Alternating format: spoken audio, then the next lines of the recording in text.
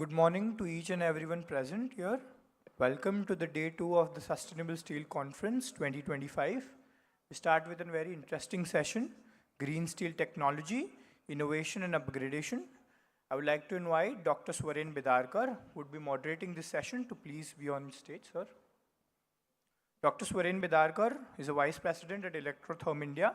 He holds a PhD in Metallurgical Engineering from IIT Bombay, has stints in research and development, project design and commissioning activities. With over 25 years of professional experience, Dr. Bidarkar provides a unique blend of expertise to Electrotherm in its pursuit of development of new metallurgical processes and equipments. Thank you.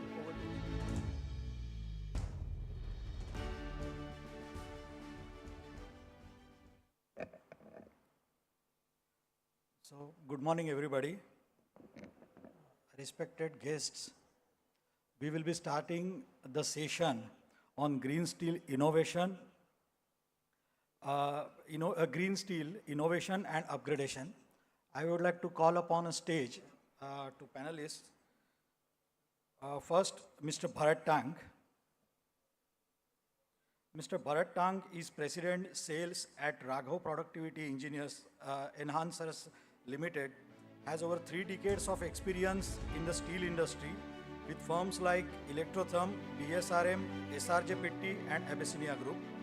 A metallurgy and furnace expert, he is revolutionizing the ramming mass industry through innovative formulations that enhance lining life in steel plants and foundry worldwide. Welcome, sir. Now I would like to call upon a stage Mr. Shravan Agrawal. Mr. Shravan Agrawal, Director, Guardian Castings Private Limited, has been instrumental in Guardian growth over the past 18 years. An MBA by qualification, his strategic vision and leadership have driven the company's remarkable expansion and success. He is also a director on board of MRAI. Welcome, sir. Now I request Mr. Anil Jain to come up on a stage.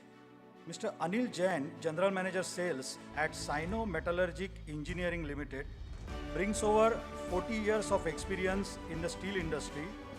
Beginning his career at Rathi Steel, he has contributed a major projects in India and abroad with leading firms such as Lloyds, SMS India, Prime Metals, Fives, Danieli and Yogi GDG. Welcome, sir.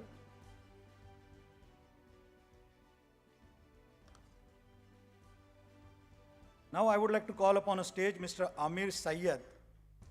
Mr. Amir Syed, reporter at Fast Markets, covers South Asian steel and non-ferrous scrap markets, focusing on steel scrap in India, Pakistan, Bangladesh, and aluminium scrap in India. An MBA graduate, he is fluent in English, Hindi, Urdu, and is currently learning Farsi. Welcome, sir.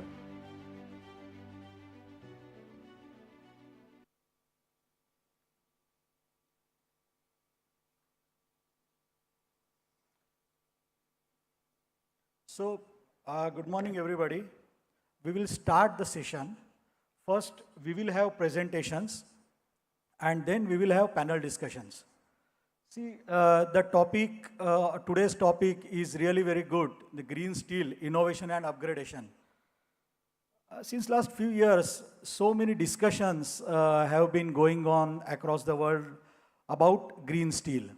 Various definitions have come out. I mean, previously we used to discuss the steel which is not using any fossil fuel and using renewable energy can be considered as a green steel. Now, I mean, it is really very difficult to have 100% green steel. Some CO2 emission will be there when there is a steel making.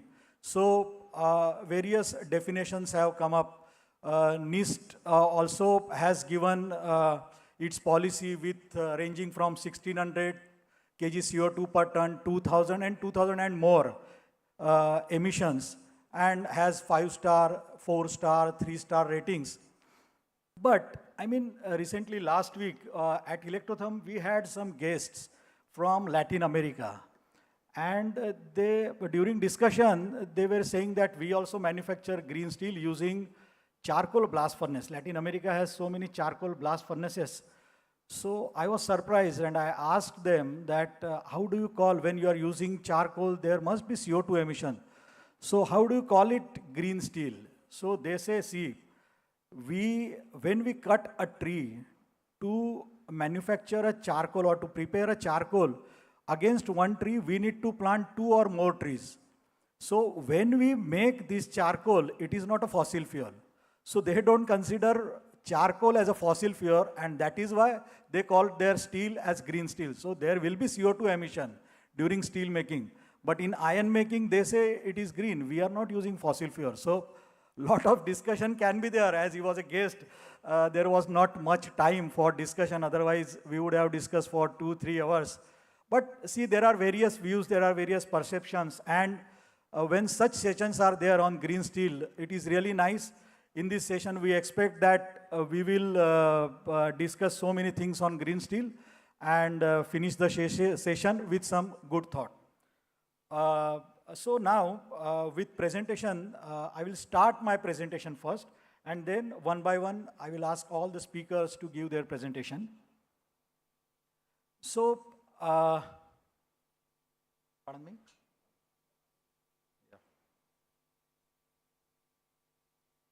So the topic is green steel technology and CO2 emission in steel making.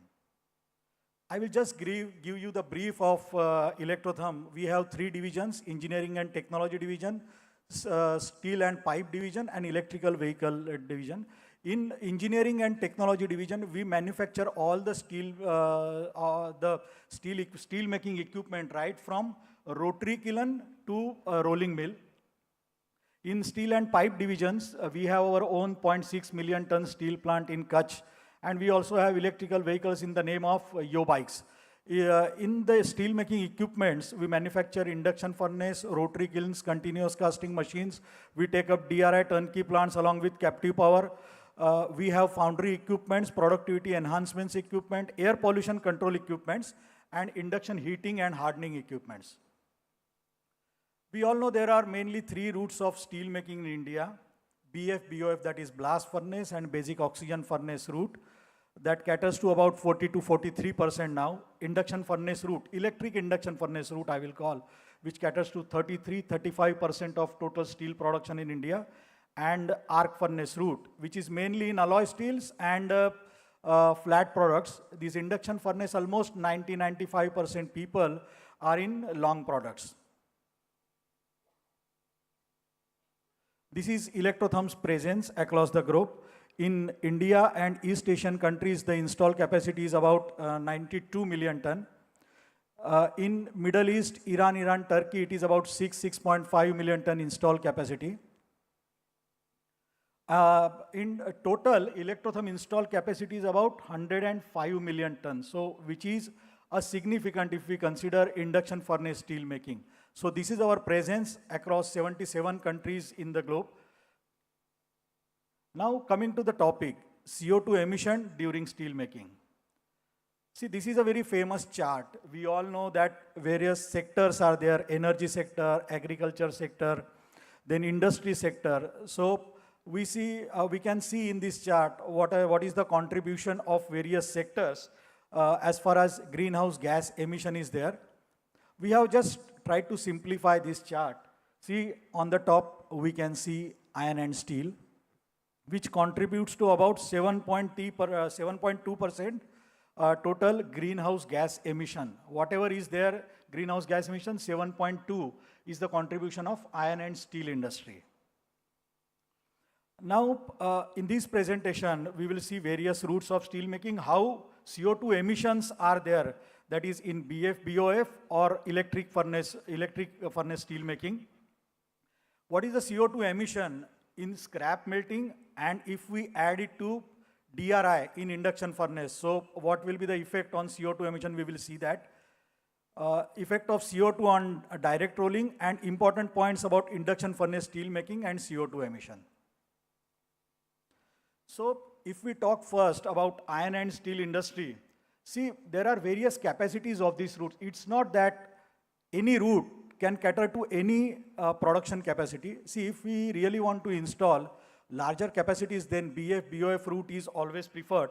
That say 0.8 million or above 1 million, 1.2, 1.5 people always prefer blast furnace route, but there are very few these steel makers who would like to install these bigger capacities. Otherwise, people go to electric steel making route, where in that if we consider electric arc furnace route, then 0.5 million ton or above, people normally talk about electric arc furnace route, but really very small capacity, say 50,000, 1 lakh, 1 lakh 25,000, or small capacity steel plants when people discuss, they naturally go for induction furnace steel making, because आज आप order दोगे 6 महीने में आपका plant चालू हो जाता है. It is very fast and very easy steel making.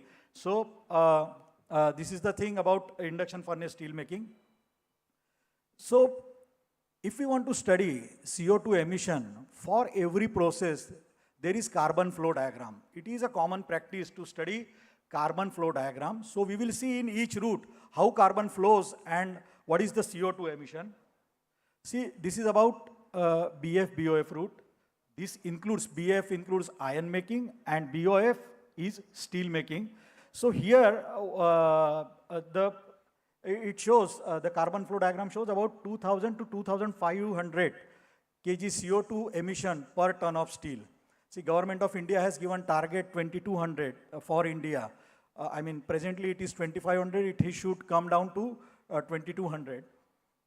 Now this covers sintering, coke oven, pelletization, blast furnace and basic oxygen furnace. So it's not just blast furnace. I mean, prior to blast furnace, we should have coke oven, sinter plant. All processes have been covered and CO2 emission is in between 2000 to 2500. Let us come to electric steel making. This is very interesting. See, electric steel making, there are two types of steel makings, furnaces, electric arc furnace and induction furnace.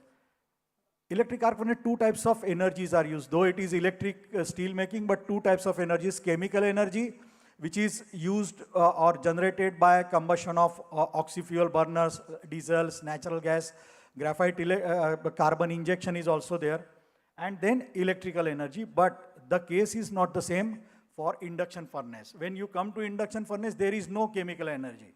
Whatever energy is discussed, it is totally electrical energy. So these points are very much important to know. So if somebody is talking about only electricity in arc furnace and electricity in induction furnace, it has to be seen as a whole, and what is CO2 emission in each route or in each branch. So we will see that in detail now. See, in blast furnace, we do coal injection for foamy slag practice. Again, at the top, there are oxy-fuel burners. So when they use natural gas or diesel or say compressed natural gas, it ultimately gets converted to CO2. So what is the effect of that on CO2 emission? This is at SMS level. Huh? We are not talking about thermal power plants. We will see that afterwards. So at SMS, CO2 emission for electric arc furnace, considering electrodes, coal injection and oxy-fuel burners, it is about 60 to 100 kg CO2. I mean, the variation is because how much electricity you are using and how much chemical energy you are using, it depends on that, and that is why it is the range. But for induction furnace, when it is 100% electricity, see, induction furnace normally discuss that for 100% scrap, आप जो डालोगे वो निकलेगा, जो chemistry दोगे वो chemistry निकलेगी. So the carbon that is coming out from scrap, it directly goes to the product, what is there in the steel. But the scrap comes with various attachments, I mean, like grease, oil, chemicals. So when we add it in induction furnace, they get combusted and generate fumes. So that is how CO2 emission is there. So we need to see how much is the carbon, and that percentage of attached materials are 0.2, 0.3. So if we consider that, the value comes down to 3 to 5 kg only, 3 to 5 kg CO2 per ton for 100% scrap. We will not discuss this about induction furnace. So, see, if we compare this EAF and induction furnace, we know we have seen EAF 60 to 100 and induction furnace 3 to 5 kg. This is the comparison. I know this is not a fair comparison. We will make it fair and see the final score. But BF-BOF, that is iron making and steel making, the average value is 20 to 50. Electric arc furnace average value is about 80 kg CO2 per ton, and induction furnace about 4 kg CO2 per ton. Now, after melting, it goes to continuous casting, and from continuous casting, see, the billets have to go to rolling mill, but induction furnace steel makers follow always direct rolling. And this direct rolling means the billet is coming out, it directly goes to rolling mill. It is not cooled down. In other routes, mainly, there are few plants of arc furnace where direct slab rolling is there or endless rolling is there, but there are very few. We can count on fingers. But mainly induction furnace people, they do direct rolling. So when direct rolling is there, see, we are saving about 45 kg coal or 30 liters of oil in reheating furnace. So which the saving is about 130 kg CO2 per ton. So we need to add this in the final score. So this is about that how saving is done, that it does not go to rolling reheating furnace, it directly goes to the rolling mill without getting cooled. So the score is with direct rolling, the electric arc furnace about 210 and induction furnace is about 4. So these are the things. But now, most important, we have not considered iron making. So let us introduce iron making. Mainly arc furnaces and induction furnaces, I mean electric steel making, they use direct reduced iron, DRI or sponge iron. It is gas based or coal based. Electric arc furnace requires high carbon, and that is why they use gas based DRIs. So where CO2 emission in HBI making or gas based DRI making 1300, for rotary kilns it is 1800. If we use off gases for WHRB and power generation, it is about 1500. So if we consider this and we consider the ratios, that scrap and sponge iron, various ratios are used for steel making, say 50-50, 60-40, 20-80, 80-20. So all these things for various ratios, CO2 emission has been mentioned here. So now iron making is also considered when it comes to CO2 emission for induction furnace steel making. Now let us talk about electricity generation. See, we all know thermal power plants are there, and the norm for thermal power plant is 0.9 kWh per 0.9 kg CO2 per kWh generation. So if we produce 1 unit, 0.9 kg CO2 generation is there. So we need to consider that for 100% scrap, what is electricity consumption, or a 50-50 ratio sponge and what is electricity generation. So we need to consider those. But again, if we don't use thermal power plant, we use hydel power, tidal power, solar power, they really come down. And we have various customers across the globe in Bhutan, or say in Nepal, or in India, in northern states, that where hydel power or tidal power is there, the CO2 emission is really less for them. I mean, they don't do the combustion of coal to generate electricity.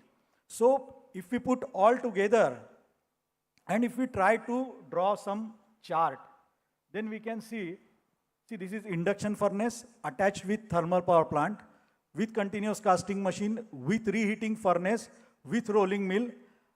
So CO2 emission is about 135. But now we are removing this reheating furnace from this chart. So CO2 emission is about 5 kg CO2 per ton. Now let us introduce sponge iron making. So sponge iron has come. We have seen that 1500 is the value. Now we have introduced that along with continuous casting machine. It is about 1305 kg CO2. See, these are just values. There could be variation 5-10%. But we need to check, I mean, what are the ratios and how the things are there. Now this is about rotary kiln with WHRB, waste heat recovery boilers, and AFBC boilers where captive power generation is there. So with waste heat recovery boilers, sorry I said AFBC, with waste heat recovery boilers, it is about 1050. So when we use WHRB along with rotary kiln, the electricity consumption comes down, or CO2 emission comes down. Now, with thermal power plant, even we are using solar plants or say renewable energy, then again CO2 emission is not there. So, but with reheating furnace, you can see reheating furnace there, it is 135 kgs per ton, but now reheating furnace again is removed. So, the CO2 emission is about 5 kg per ton. So, these are just values, we can have tables, we can put values from various routes, and then we can calculate. So, thank you very much about the patient listening. Now, I would like to call Mr. Bharat Tang for the presentation.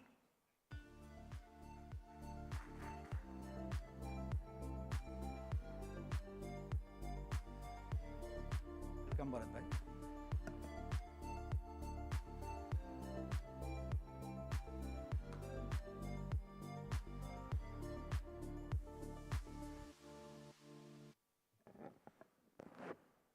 A very good morning, everyone. My fellow panelists over here on the dais. It's indeed a pleasure to be over here presenting something which is of great interest for everyone. Sustainable steel, green steel. I didn't realize it until yesterday when Mr. Paramjit Singh pointed out to me कि आपने ये हरे colour का कपड़ा क्यों पहना है? And that is the time I said, ये बात तो सच है, हरे कलर का शर्ट तो नहीं है, हरे कलर की पैंट भी है, ग्रीन स्टील के डर से ही है शायद. Yes, green steel is the call of the day. It was really too very thrilling to hear what Dr. Swarin just presented. Green silica ramming mass. Now trying to derive this out of where it is. Why exactly do we call it green silica ramming mass? One of the main constituents of green steel making is non-fossil fuel energy or renewable energy. And I'm glad to inform that almost about almost about half of what we produce, the electrical energy that is required for ramming mass making comes from solar power energies. So out of 2 MVA, roughly around 973 kVA is coming from solar energies. A little about the company, Raghav Group. We stand as the world's largest producers of silica ramming mass. This is what differentiates us because we stand at about 1,000 to 1,200 tons of daily dispatches. This is all possible because of the fully automated plants that we have back in Nevai on the outskirts of Jaipur in Rajasthan. We are up with a technical collaboration with JWK Sweden, who once owned the Svenskas, and then we have also tied up with IIT Powai for the R&D developments. I'm really very glad to have Mr. Vishwanathan as one of the persons across over here who's listening to all this. So we stand apart from the crowd as the only ramming mass or the first ramming mass company being listed on BAC and NSE with a market capitalization of a little over 4,000 crores as of today, if you look upon the shares. And we have a marquee investors like late Mr. Rakesh Jhunjhunwala, Ramesh Damani, and Mr. Utpal Seth. This is all about the company, so to say. But now let's get into the main topic where we have to. What really differentiates silica ramming mass? SRM stands for silica ramming mass. Quite certainly, there are a host of manufacturers, producers of silica ramming mass across the country. During my heydays with Electrotherm, when we were selling furnaces, ramming mass was considered, lining kar do or furnace chala do.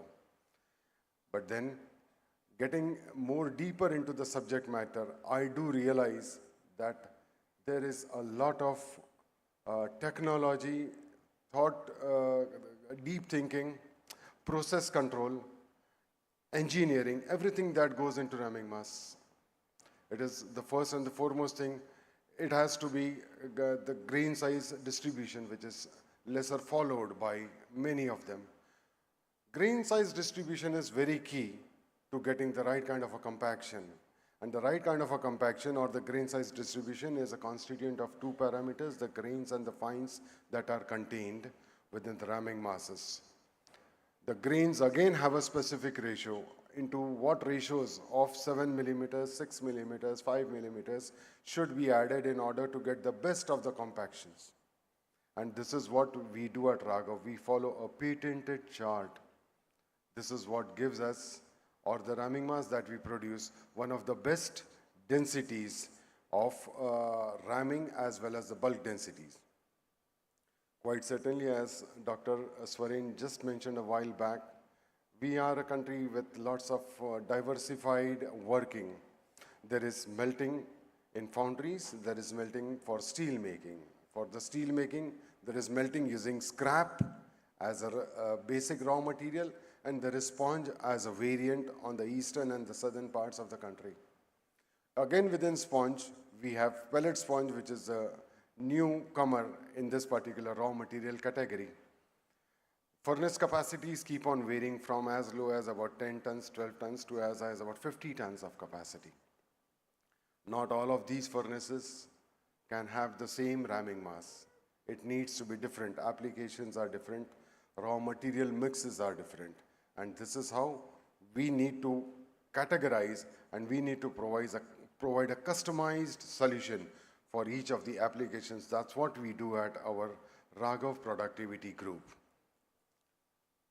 Certainly, nothing comes out of, or a good product can come out of only very good amount of testing, rigorous testing, testing of raw material.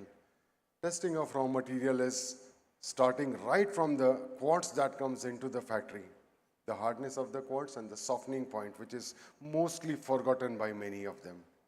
The softening point plays a very key role, and we ensure that the softening point of the raw material that we use is a little over 1720 degrees centigrade. This is what ensures one of the good lives for the material that we use or the material that we produce. Yes, followed by this is the right kind of a blend of the grain size, the method of crushing it, and to produce the right kind of grains and the fines that are required. The silica has got to be a minimum of 98 to 98.5. This is where we stand. Alumina and Fe2O3 are deterrents for ramming masses. They got to be controlled within the necessary limits. In the event we find them a little excess, the lots are rejected upfront. And then even before this happens, the vehicle is dispatched, we ensure that each of the vehicles, each of the lots, as I made a mention in the first slide, 1200 tons is almost equivalent to 1200 lots of ramming mass being produced. And we intend to test each of the lots for its consistency. This is what differentiates the product out of Raghav Group. Rigorous testing gives us and our customers the necessary advantage that they need. And then ultimately it ends up in delivering what we really promise. Way back again, I would have always listened, I would have got the comment, ramming mass का क्या होता है साहब? वो 2-3 महीना अच्छा करते हैं, उसके बाद में फिर एक बारी जो है कुछ गड़बड़ा देते हैं और हमारा जो है बिल्कुल सब मामला गड़बड़ा जाता है फैक्ट्री में. But not at Raghav. The things have changed. If you buy from us, or when you buy from us, it is consistency, consistency, and consistency guaranteed. So then, what happens when you really go about by longer lining lives? One part of the story is that मुझे 12 heat मिली, मुझे 18 मिली, मुझे 27 मिली. No, it is not the number of heats, it is the number of hours. Because nowadays, all of the furnaces are multiple furnaces within the same plant where sequencing has become a very big parameter. Holding of liquid metal in the furnaces is of huge consequence. It adds to the economy of steel making, and as such, a lining life, which would have been just about 17 as compared to 21, is much more superior because 17 heats has withstood more hours in your plant. This is what is the refractoriness mattering all about. Reduced lining frequency. So once you have a longer lining life, the number of heats that you are required is less. So the number of sinterings is less. Once you say that the sintering is less, you need to reline for lesser number of times. This ends up in a lower consumption of ramming mass both. But right On this particular screen on the right hand corner, if you see, if lesser ramming mass is going to be used, even the disposal is going to be less. So the number of trucks and trolleys walking out of your plant will be lesser. This is what is one of the biggest advantages when you go in for longer lining campaigns. The power efficiency. I had spent about 2.5 decades almost of my career with Electrotherm. And we used to study the power behavior of the furnace over a particular lining. The last few heats are the actual ones where you get a very good coupling in between the charge and the metal. Now, if these are extended, and this happens when you have more number of heats or an extended lining campaign, that you are benefited on the power consumption. Just to cite one example that I have, when I was making all my calculations for putting up this particular slide, a 30-ton furnace, roughly you can save about 17 units, 7 units, 17 units of electrical energy in the last few heats. If I put it on a comparison, so that is what is the number of electrical units that are required. So you save upon the power efficiency. Your melting or your steel making could be even more economical. Consumable costs, lower former and antenna, add to it lower nully top, lower sodium silicate costs also. This is what it actually means. Labor cost, yeah, I'll try to finish. Yeah, I'm closing in. So this is what, these were some of the good advantages that I wanted to point out. And then one last few lines that I wish to make. Beyond price consideration, silica ramming mass is not just a low-priced consumable. Many things go into making a good silica ramming mass, and to each of the valuable audiences over here, it is our humble request and invitation to you to come down to Jaipur and visit our plant, see for yourself the amount of inputs that we are giving in producing a good ramming mass. Quality, precision, and performance, that is what differentiates a real good ramming mass. Thanks a lot, gentlemen and ladies, for your patient hearing. I'm really very grateful to you. Thank you so much.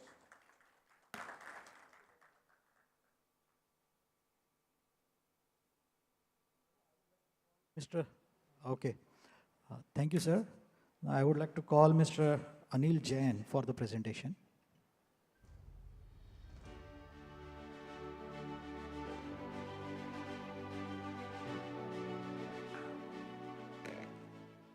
Namaskar, good morning. I'm Anil Jain from Sino Metallurgy Engineering Limited, China. Our office is in Shanghai and we have 3 plants in China.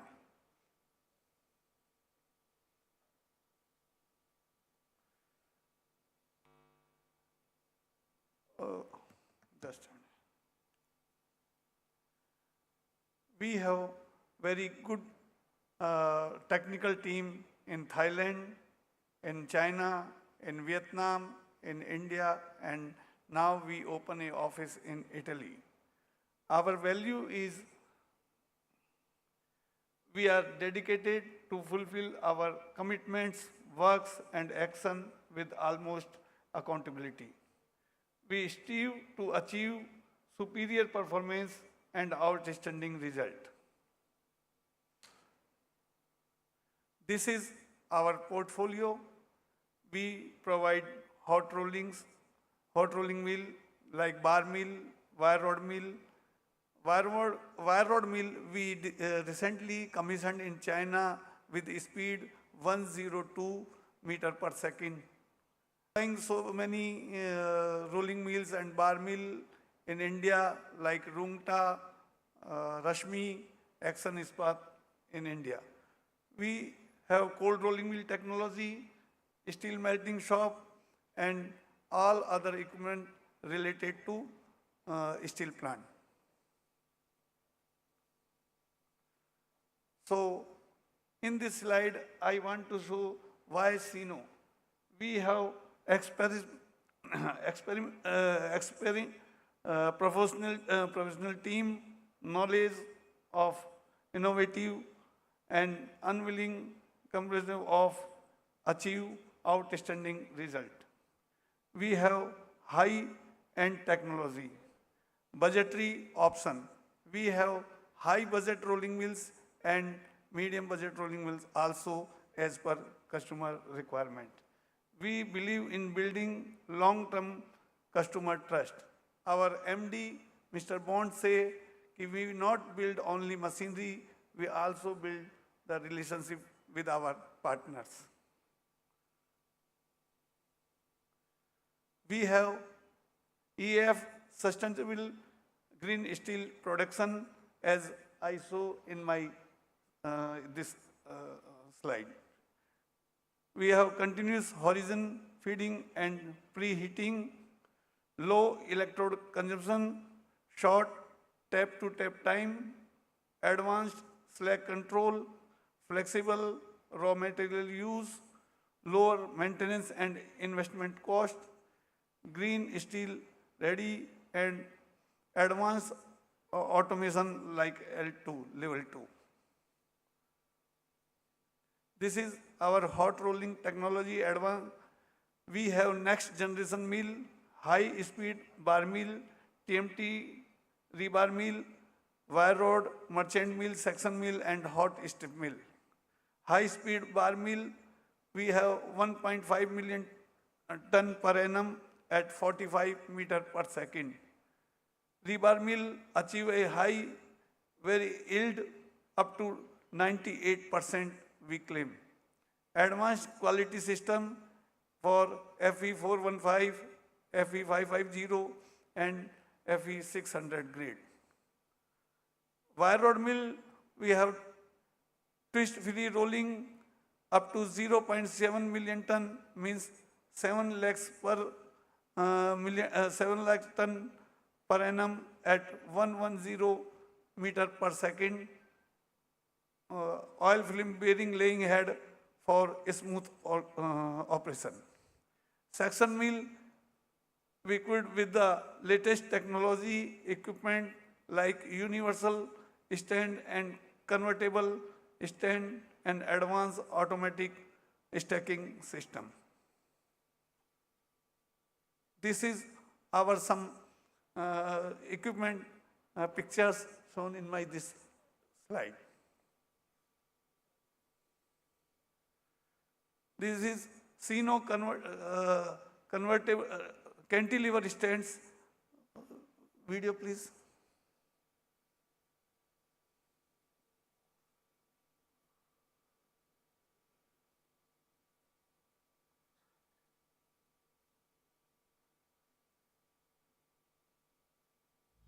This is the cantilever stand we supplied in Rashmi.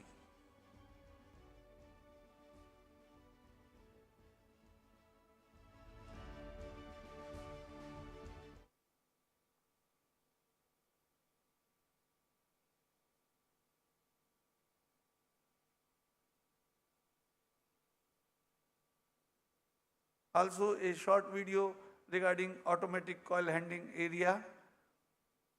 We have also the coil management system.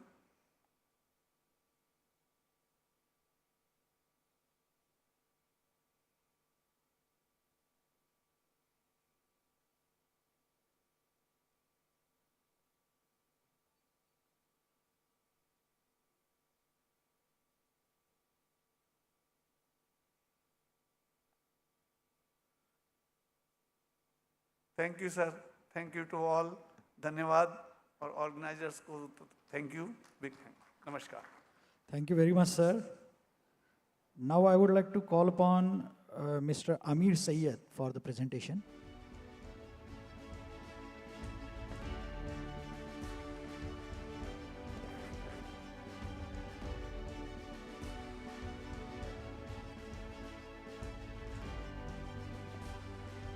Good morning, everyone, and thank you for joining me today on this session on green steel technology, innovation, and upgradation.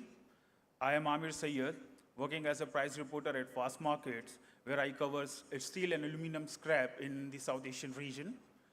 Today, I'll be giving you a quick update on the role of steel scrap in the Indian decarbonization pathway and how India's scrap supply is evolving and what challenges remain. So, I mean, like we have seen the technicalities of decarbonization. I'll take you through the market side. This is the standard antitrust policy of fast markets. Okay, so now why does scrap matters for decarbonization in India? Dr. Saab has took us in, he has shared the technicalities, so I will not spend much time in this slide. Okay, now, so this is the import data of ferrous scrap imports from 2017 to 2024.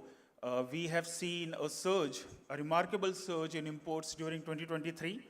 But again, in 2024, the imports tumbled on the back of various uncertainties rising from, the viability and,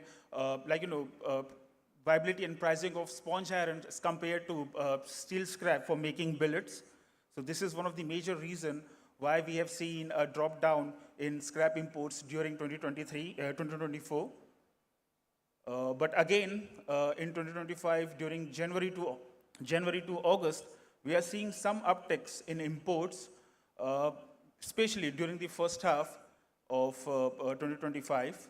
The numbers are up as compared to 2024, but they are still low as compared to 2023. These are the few challenges for decarbonization in India. First challenge, what we see is the availability of domestic scrap in India is low. India still needs to generate the scrap it needs because organized collection, shredding facilities, and ELV recycling are still at an early stage in India. As a result of this, we are dependent on imports, and imported scrap brings foreign exchange exposures, freight costs, volatilities, which weakens price confidence for the mills. On top of that, we are facing this emerging policy risk coming in from Europe and the United States, who are actually mulling to restrict scrap exports to safeguard their own green steel plans. So if this happens, India's reliance on imported scrap will become even more vulnerable, not in terms of prices, but also in terms of availability. Also, what we face is there are still no policy mandate and incentives in India as compared to European Union or the US. So I think without a policy signal, mills, they treat scrap as an optional raw material, but not as a strategic raw materials for steel making. This is one of the major things what we see, and me as a price reporter, I often see and discuss this with market sources, that the availability of cheaper DRI is actually denting imported scrap intake in India. And as in when we see a drop of prices, especially for coal and pellets, mills, they start preferring DRI more and more over scrap. So now the bottleneck is clear. India needs more scrap, but it doesn't have the domestic ecosystem to collect, sort, and process it at scale. These are some of the key scrap recycling and shredding facilities in India. Tata Steel Rohtak with 0.5 million tons capacity. We are seeing GSW coming up with NSL Green Steel Unit, including a heavy duty shredder in Maharashtra and a new plant planned in Chennai. AMNS has 120,000 tons of processing capacity at Khopoli. And then we have ELV focused units, MSTI in Noida, Mahindra, Tata Motors, Rewire facilities, which are promising, but they are still small in volume terms. So together, these facilities are a step forward, but they don't come close to matching India's 200 to 250 million tons capacity in volume terms. Moving on to the next slide. This is the production comparison between crude steel and DRI. Every new steel capacity comes with rising DRI capacities.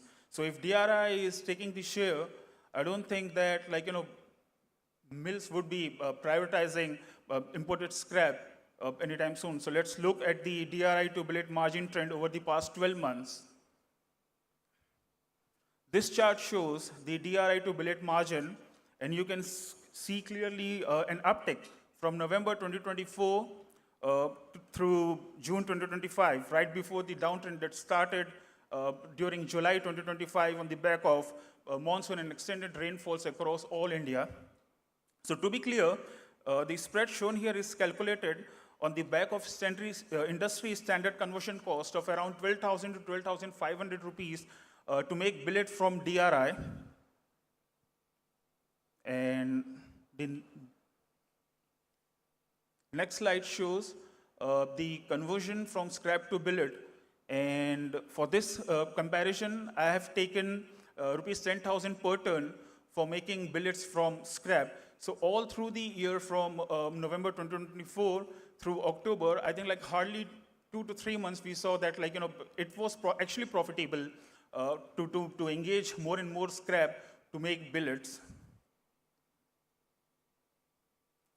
So now, I mean, to conclude, I remember Mr. Mehta during MRAI, IBS in Vietnam, he said, decarbonization in the steel industry can only be achievable through government support and intervention. And because until policy rewards lower carbon inputs, scrap will remain a climate solution that the market wants, but cannot fully access. That's it from my side. Thank you. Thank you, sir. Thank you very much. So, that is how we are finishing our presentation session. Now we will start the panel discussion on green steel. And first, I would like to ask Shravanji, sir, I have few questions for you.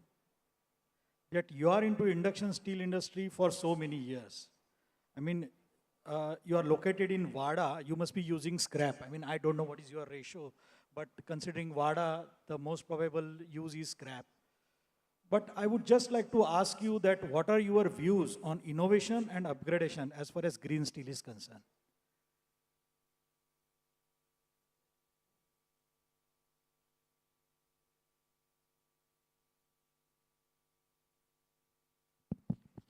Thank you. So I think there are, for innovation and upgradation, there are a few short-term measures and long-term measures. The immediate short-term measure, what industry can do is, I think, firstly, scrap processing. Right. Scrap processing is very important today. Ji. By processing scrap and increasing the density of scrap, I think we can lower the power consumption. So that will add to a greener steel. And I think by removing the impurities also, the entire scrap is not clean. A lot of scrap comes with impurities, say 1% or 2%. So I think by removing them and segregating them like plastic, rubber, wood, and ensuring that those are also sent to recyclers of those commodities is very important. And in the long-term measures, I think they involve a lot of capex.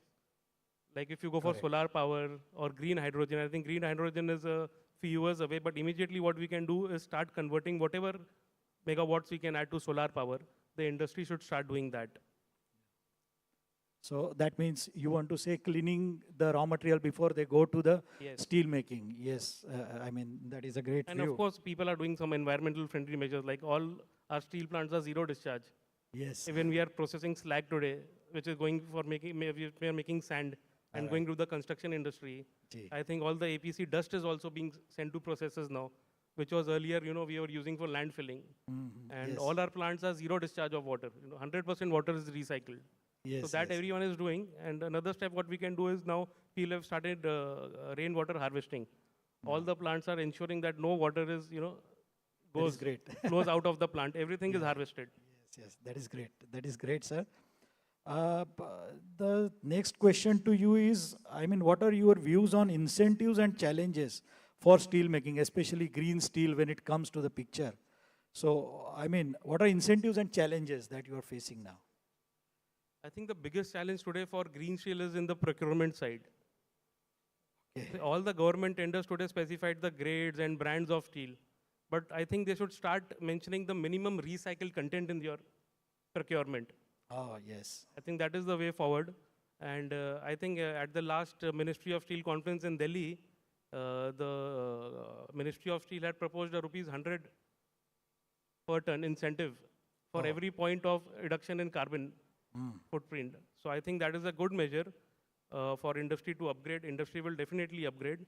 But I think the people who have invested over the years and reduced their carbon footprint should also be incentivized. Yes, yes. I mean, good view. So thank you, sir. Now coming to Bharat Bhai. You have rich experience in steel making, induction furnace steel making. You are also metallurgist, and now you are catering to ramming mass industry. So just the question is looking about the cost per ton of ramming mass, that is for steel making. I mean, that is really very less, 0.5 to 0.7%. You must also be knowing this. So, I mean, how critical will it be from user's perspective? Oh, hello. Am I audible? Well, quite certainly you picked it up very rightly. The cost of ramming mass in steel making is less than 0.5% as far as the calculations done by us at Raghav are concerned, just around 0.35 to 0.27 or 0.38%. But then for this particular question, I guess the reply I have is an analogy which is completely non-technical. I would like to go away from metallurgy for some time. Many long years, I'd listened to this in my daughter's school program. I really liked it very much. There was a story of some Swetaketu. I guess if anyone knows about it or heard about it. But then it happened this way, that a king had sent his son across to study outside of the kingdom, and then he comes back. He says, Father, I have learnt everything. And then the father starts asking questions. Ye dekha, wo dekha, ye sikha, wo sikha. And then at a point in time, let's say like the lock and the key, so the father asks, how many grooves did the key have? तो वो तो बहुत छोटी सी थी, उसमें मैंने ध्यान नहीं दिया. After a few days, the father calls the son again, and now there's a beautiful painting of a lady, of an apsara, and she's kind of, fully painted with all the ornaments. The father says to the son, इसमें से जो आपको लगता है, कोई एक चीज़ ऐसे निकाल दो, जो आपको लगती है निकम्मी है या अच्छी नहीं है. So then son thinks over, and then he removes the nose ring, nathni. उसको निकाल देता है. And then the father says, अब एक काम करो, थोड़ा सा दूर आकर के उस छवि को वापस से देखो. The son goes a few steps behind, looks at it. He says, ये तो बदसूरत है. Why did you remove it? Because it was the cheapest. Something similar with ramming mass. नथनी जैसी है, लेकिन बहुत कीमती है. It adds value to steel making. It makes steel making even more beautiful. That's all I can say. Great, great. So now next question is, are you putting up some efforts to reduce the consumption of silica ramming mass? I mean, the similar question, I mean, its impact is really way less, but still silica ramming mass is there. So, I mean, from green steel and all this perspective, are you putting up some efforts so that the silica ramming mass consumption can come down, or the ramming mass consumption, any ramming mass consumption can come down? Well, quite good a question, but again, as it is, our analysis back at home indicate that Raghav makes ramming masses. He lasts for about 20 to 25% more number of heats as compared to others. That's one part of the story. But then that's not where we want to stop. We want to take this even more further.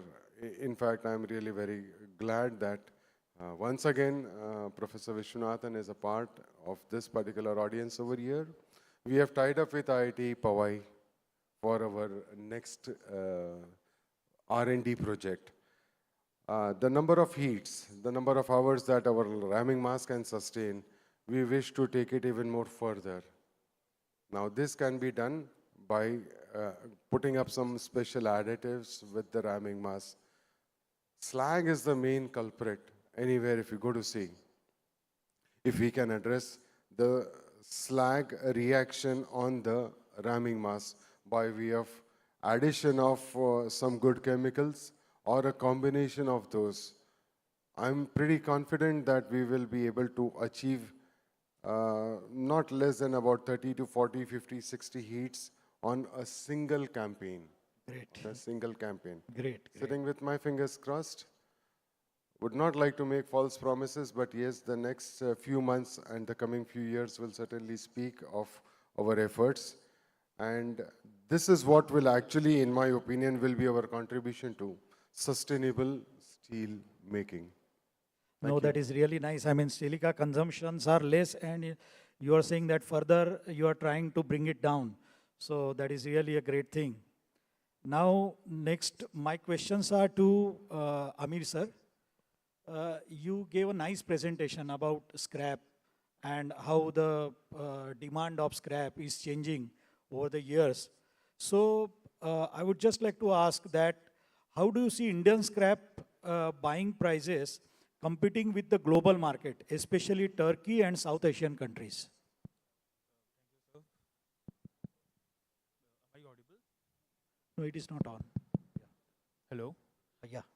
Okay, yeah, so answering to your question, the Indian buying prices competing with the global market and South Asian market, what we see is the reliance and the demand in India for imported scrap varies on the back of a certain market dynamics, which is not matching with the global sentiment. For example, we see up and down in Turkey market on the back of supply and demand. But contrary to that, Indian market does not behave in the same way. It has its own dynamics on the back of local market, billet prices, especially sponge iron prices. So it plays a very vital role when it comes to procuring imported scrap and competing with the global market.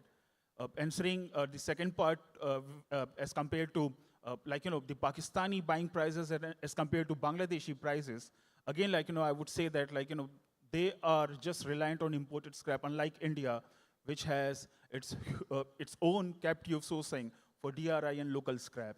So this is how India behaves differently as compared to global market sometimes.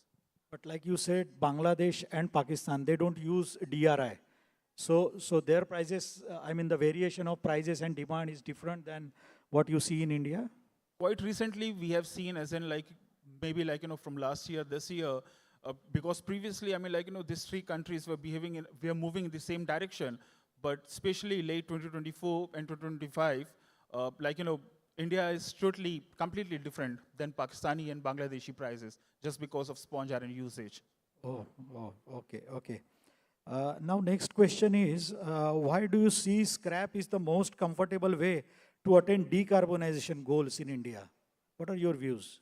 I think it is totally on viability, because hydrogen CCUs and other bio-reducing agents, the production from this sources is comparatively costlier than scrap. And I think it is on very early stage. We can do it from scrap, if market dynamics support. So I think this is scrap is the I think most easiest way to do decarbonization, to attain decarbonization in India. Okay, that is nice. Now, one question just came into my mind that, see, globally they say that decarbonization can be achieved with use of more and more scrap. It's true also. I mean, it is already a steel that you want to remelt. But when we talk about scrap, it's only electric steel making players. I mean, those BOFs. In BOF, they add about 10 to 15% of scrap, but that is in-plant generated scrap. So, I mean, do you really supply scraps to these big players? I mean, blast furnace people, those who follow BOF route, do you supply? Because now they are trying to put more and more scrap to their steel making so that the CO2 emission can come down. So, do you supply them, or do you have your views on this? I think they are coming up with their projects. I think we very rarely see them procuring scrap, maybe as in Shravan sir would be in a better position to tell that. Yeah, please. All the big players have started procuring scrap from the open market now. A lot of traders who were earlier supplying to us have now started supplying to them because they are paying a better price also there. Yes, yes, yes. Okay, okay. So my next questions to Jain Saab. Sir, you have given a really nice presentation for rolling mill. Hello. Yeah. So how your technology is different than others? I mean, will it promote green steel or how do you see? What is the green in your technology? I mean, can you just elaborate how you are different than others and towards green steel? We have comprehensive solution from concept to execution. Complete solution we have, tailored to meet customer unique products. Okay. And our end-to-end expertise like seamless design, manufacturing, supply and commissioning within given time to customer. Okay. Prove efficiency services by our support. And we have big service team, as I told in my presentation. We have 5-6 big office in China, Thailand, Vietnam, and now we opened a office in Italy. Italy, we have expertise for rolling mill experts from Italy, from ex-SMS, Denali, and this like persons we have. Okay. So, I mean, you are only into rolling mill or you are trying to supply other equipments also? Actually, Sino is expertise in rolling mills. Okay. Huh? But now we open the new portfolio like steel melting shop and cold rolling mill and processing line. Like we are just working for Godavari Group for gem line and color coating line like this. Okay. But we really expertise in hot rolling mill, mainly in bar mill, wire rod mill, section mills like this. In last 15 years, we supply so many rolling mills in globally. Okay, okay. So my next question was about that only, that how will you cater to Indian market? I mean, how will it benefit you? Sir, What are your plans? India का जो अभी market है उसमें जो steel demand जो अभी आ रही है, जो ग्रो हो रही है, वो एज पर government policy, I don't know I am right और wrong, 5 to 7% in next financial year to 26 to next financial year 32. So we planning a very large office in Delhi or Kolkata, and we appoint some experts here because there are some problem to visa from China to Chinese person. Now is open, but still there are some problem. So we appoint Indian experts to cater Indian steel industries from China, from Kolkata or from Delhi. We are deciding next month only. Okay. Thank you. Thank you. Thank you, sir. So this is about the panel discussion on green steel. Now, I would like to keep the session open for the few questions from audiences. So if you have few questions.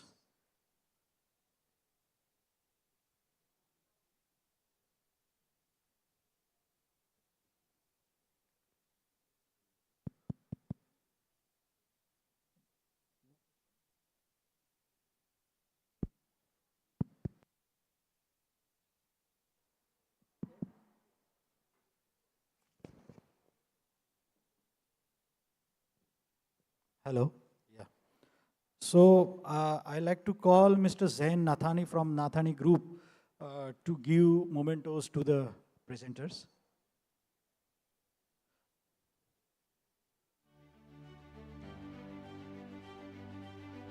So first, Mr. Bharat Tank.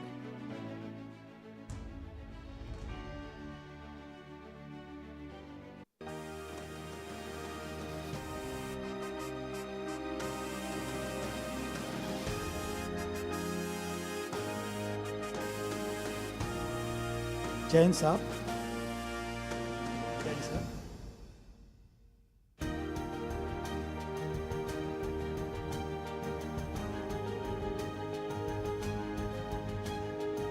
Amir sir.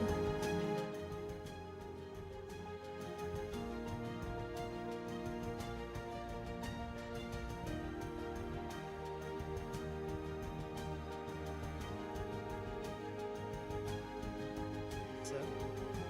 Raman sir.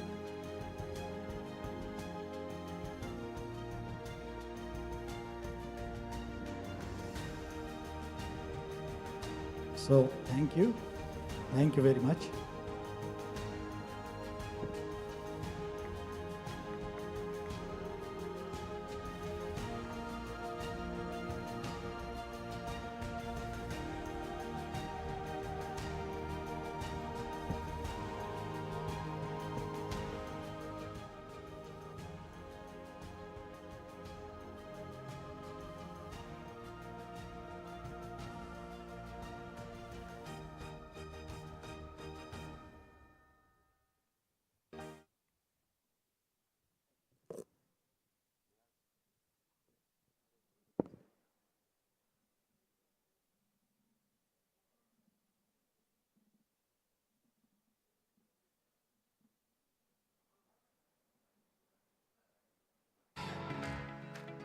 The Nathani Group of Companies was founded in 1952 and has over 70 years of experience in trading and supplying steel-making raw materials.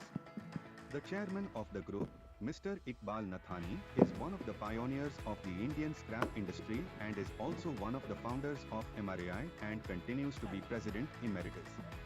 From humble beginnings in Darukhana, Mumbai, today the group supplies various raw materials and equipments to steel mills in India, Bangladesh, Pakistan, Oman and Saudi Arabia. Our four main areas of focus are ferrous bulk shipments to leading steel mills. Along with our partners, Schnitzer Steel, USA, we are one of the largest suppliers of bulk cargoes to India and Bangladesh. Schnitzer Steel handles and processes around 5 million metric tons of ferrous scrap each year, and Nathanis are their exclusive partners in South Asia. Containerized scrap. We represent various leading USA, UK and European suppliers for their sale of all grades of scrap in South Asian markets. Local scrap processing. We buy, sell and process various grades of local steel, alloy, cast iron scrap to foundries and local steel mills. Radiation detection equipment. Along with our partners, Ludlam Measurements, USA, we are one of the largest suppliers of gate monitors and handheld devices to check for radioactive contamination in scrap.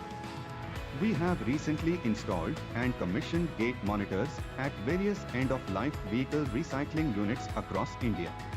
On behalf of everyone at Nathani Group, we would like to wish a hearty congratulations to MRAI for hosting their 10th IMRC conference, and we wish all the delegates a successful visit during the same. Sir?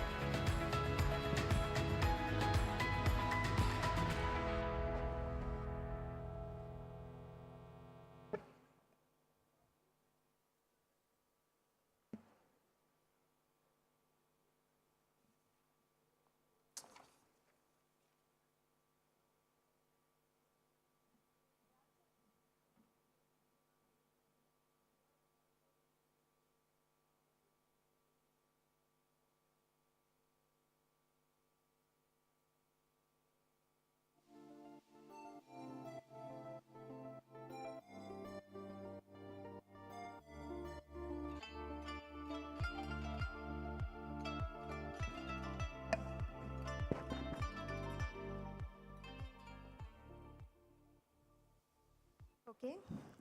Good afternoon, everyone.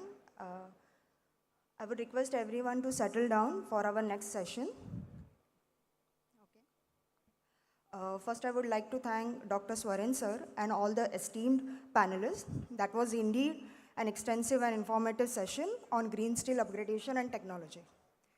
With this, now let us move towards our next session, and that is reducing carbon emission, combined electrification and clean hydrogen.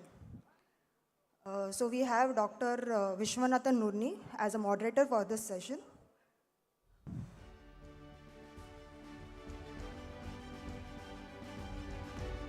Welcome, sir.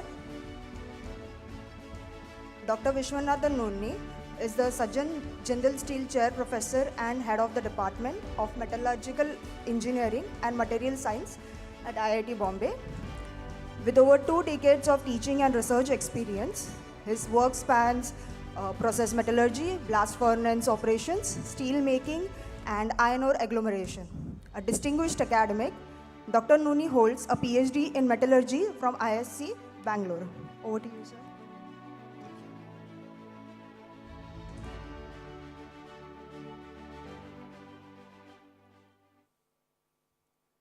Very good morning to all of you. First of all, I would like to thank MRI, and especially Mr. Pramod Shinde for giving this opportunity.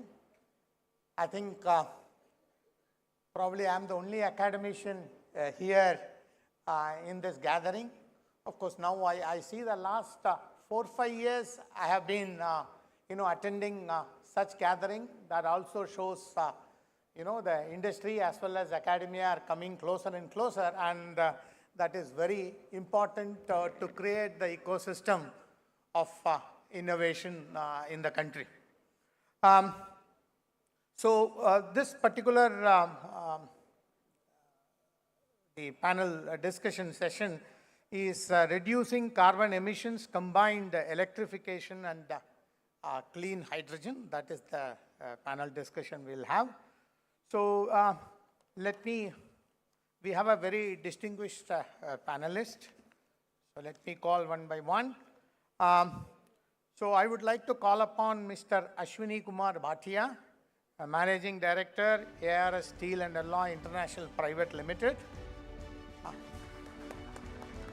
Welcome, sir. Mr. Ashwini Kumar Bhatia, Founder and Managing Director of ARS Group of Companies Limited, is an economics honors graduate with nearly 4 decades in the steel and trade industry, starting with Mill Street Scrap Trading in 1978. He founded ARS Steel Private Limited in 1990, growing it into a leading steel producer recognized for quality, sustainability, and innovation. Welcome, sir.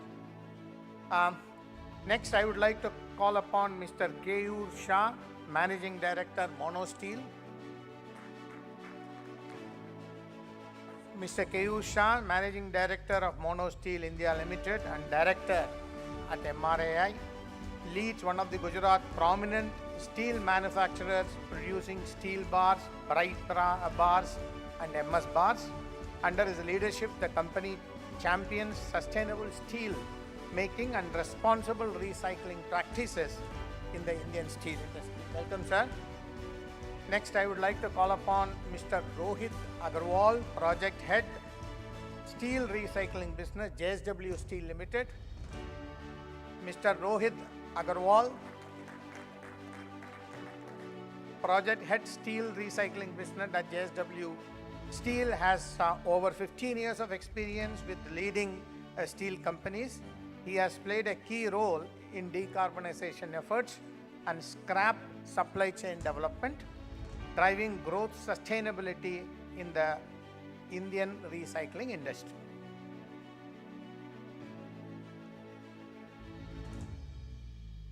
Welcome, sir. Next, we'll have Dr. Aradhi Bhosle, Director and Founder of Greenex Environmental.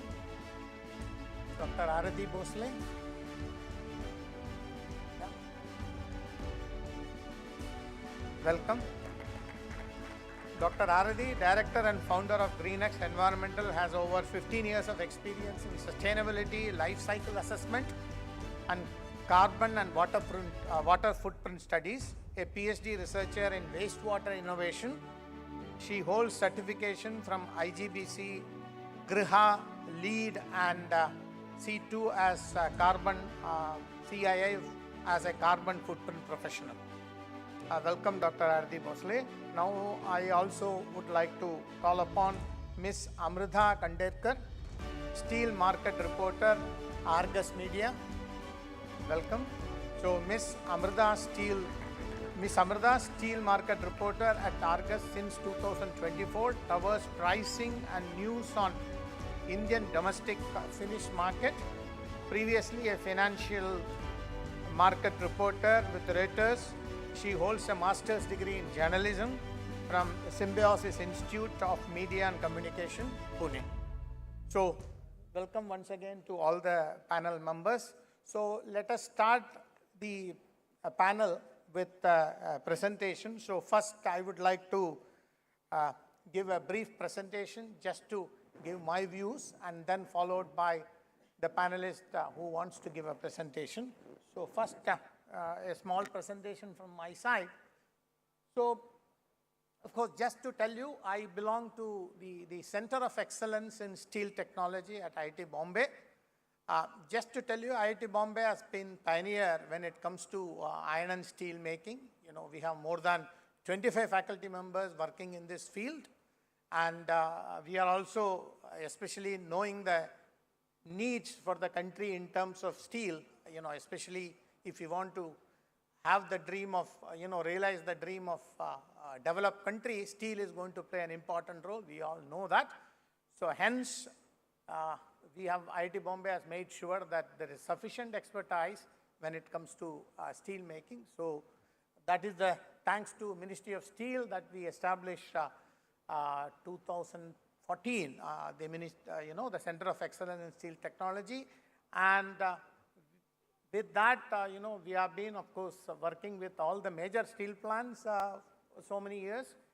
And of course, now last 3-4 years, IFA, now SIMA, and also MRI, they are all also working with us, started working with us. And we are also having a new building. Just I would like to tell you that JSW has contributed steel towards that building. So that will be this whole steel center with the state-of-art facilities will be hosted in that particular building. So that way, you know, we do a lot of work with the iron and steel sector. So can we go to the next slide, please? Yeah. Can I? Oh, sorry. Yeah, sir. Yeah. So we all know about you know, the Indian steel production versus consumption. Okay? And this is the current picture. I think Dr. Swaran did mention about some of these things. And we also know very well about the unique sector which we have in India, where 40% of the steel is produced by relatively, you know, small and medium sector, and you know, a lot of steel is also produced by you know, the large integrated steel producers, primarily from the iron ore. And we are the second largest steel producer. That is also well known to all of us.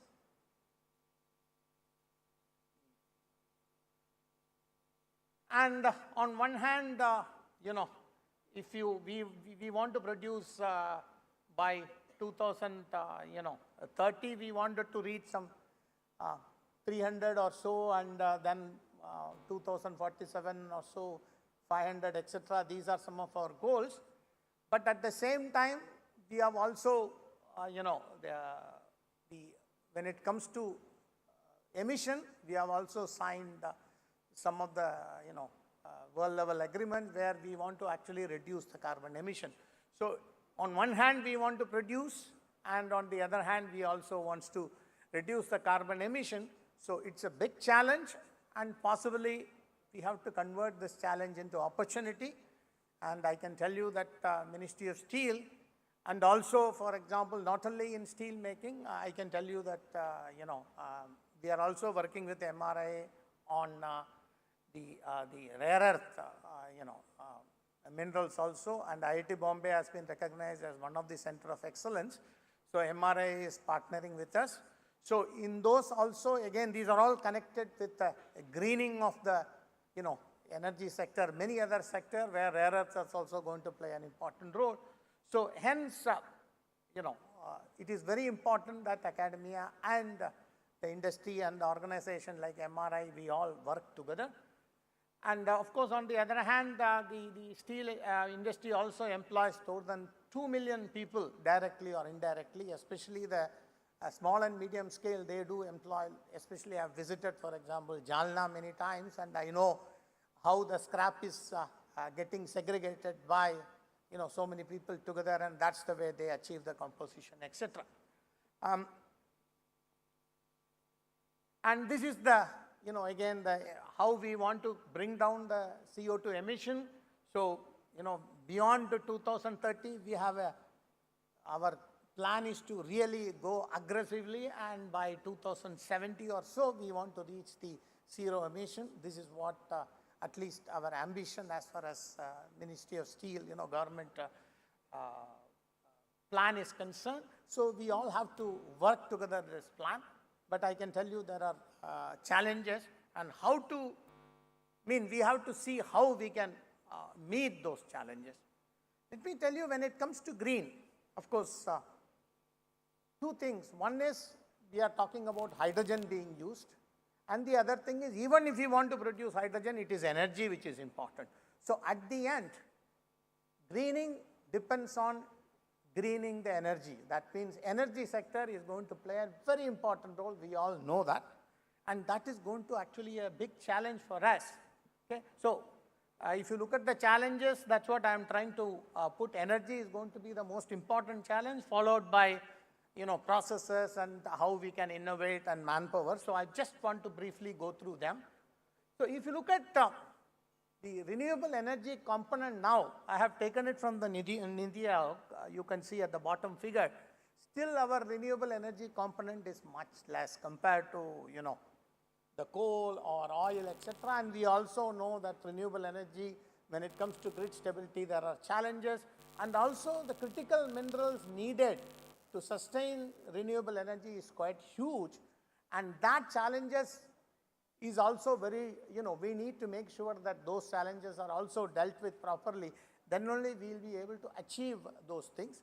And I also believe that we have good nuclear, in terms of raw material, we have good raw material in terms of for nuclear power, but I think we have to develop those also. Then only I think we'll be able to meet our energy challenges or energy security, then only all the sectors can become green, I believe so. And we all know about it. We have two sectors, primarily the primary sector and the secondary sector. And we have a unique, secondary sector with a lot of them going through the induction furnace and rotary kilns. So if you look at process challenges, especially I have concentrated on, the smaller plants here, not the large integrated one. So they do result in large carbon footprint, and there is a good scope for increasing the efficiency, and we should work towards it. So we are actually, for example, instead of coal, we can inject, maybe some gases, it is possible. And I also want to tell you there are some technologies which are coming in.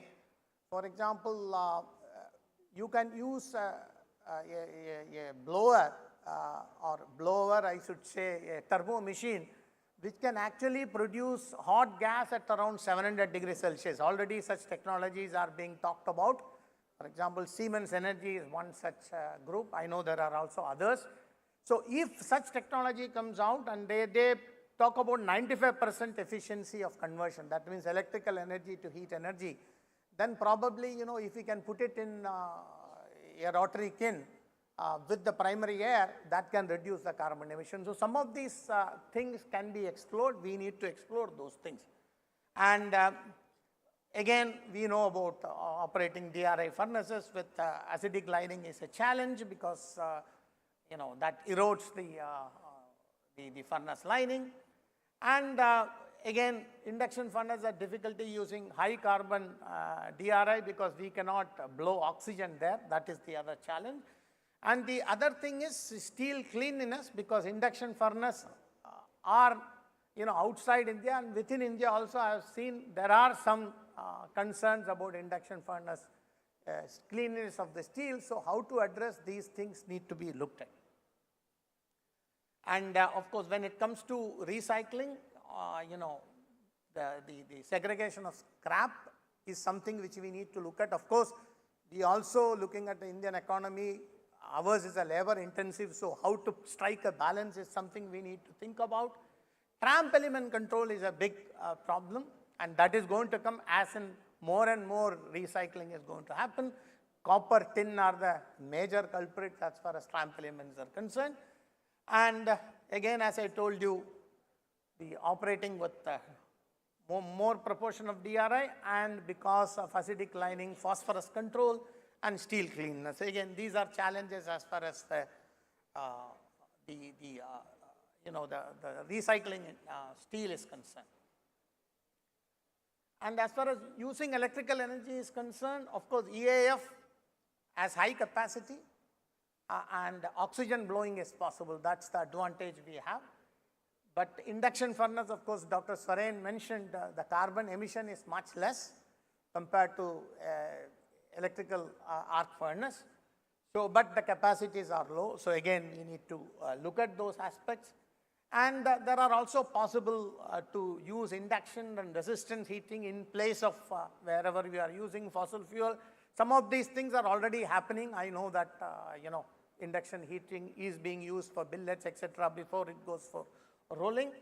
And as I was telling you, there are turbo machines available which can heat the gas directly. So wherever you need to hot air, we can probably look at those. These are some of the possibilities which I am talking about. And we are the second largest producer, but when it comes to innovation, we are still lagging behind. And we need to also innovate, at least coming from an academic institution, that's what I believe. And let me tell you that, academic institution is only a small part of this innovation ecosystem. The idea at the lab scale is what academic institution can provide, but that idea needs to be, so just a research expertise cannot lead into something which is at the industrial scale. So we need engineering, design and fabrication expertise.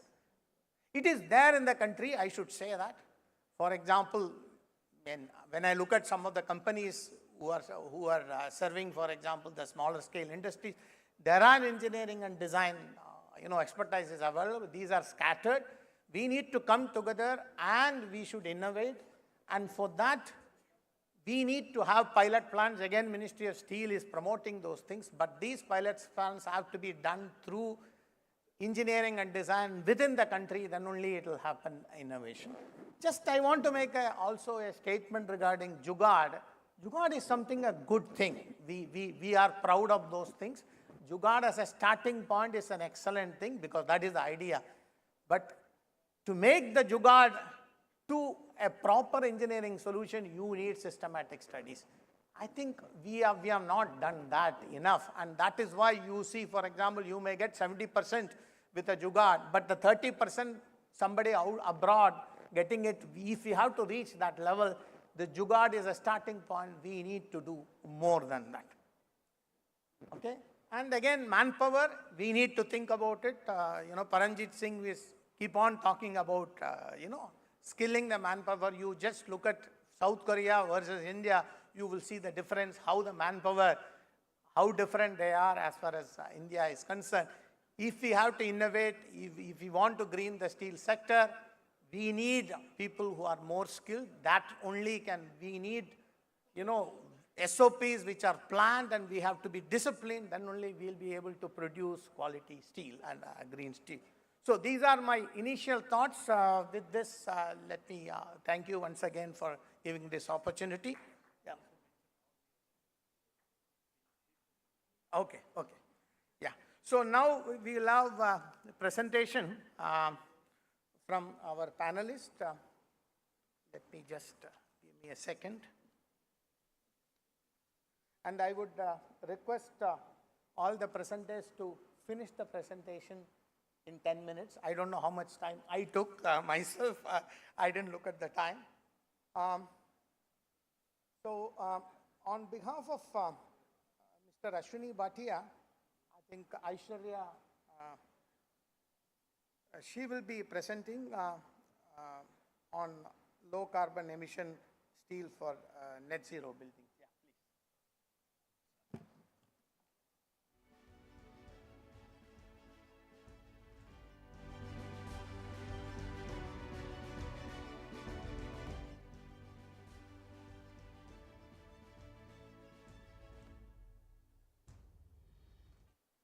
Good morning, everyone. First of all, I'd like to thank MRAI for this opportunity and for organizing such a meaningful event. Before we talk about industry and sustainability, let's take a moment to face the reality of the climate crisis. We are the first generation to feel climate change and the last that can do something about it. 2024 was the hottest year ever recorded. Arctic ice is melting fast and sea levels are rising at record pace. The world aims to limit warming to 1.5 degrees Celsius, but we're still far off. India contributes about 7% of global CO2 emissions, yet we have pledged to cut emission intensity by 45% by 2030 and reach net zero by 2070. The message is clear. Fighting climate change starts with transforming the industries that fuel it.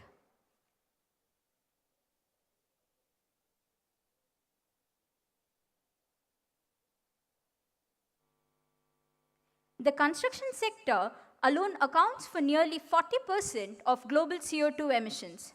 When we talk about building emissions, there are two types, embodied carbon and operational carbon. Embodied emissions are the total greenhouse gas emissions generated from raw material extraction, manufacturing, and transportation of construction materials even before the building is occupied. And operational carbon emissions, on the other hand, comes from the daily running of the building, energy used for heating, cooling, lighting, and appliances. Together, they make up the building's life cycle carbon footprint. So, if we're serious about climate goals, we can't just make buildings more energy efficient, we have to also tackle the carbon footprint embedded in the material themselves. And that's where the conversation starts to connect with our industry.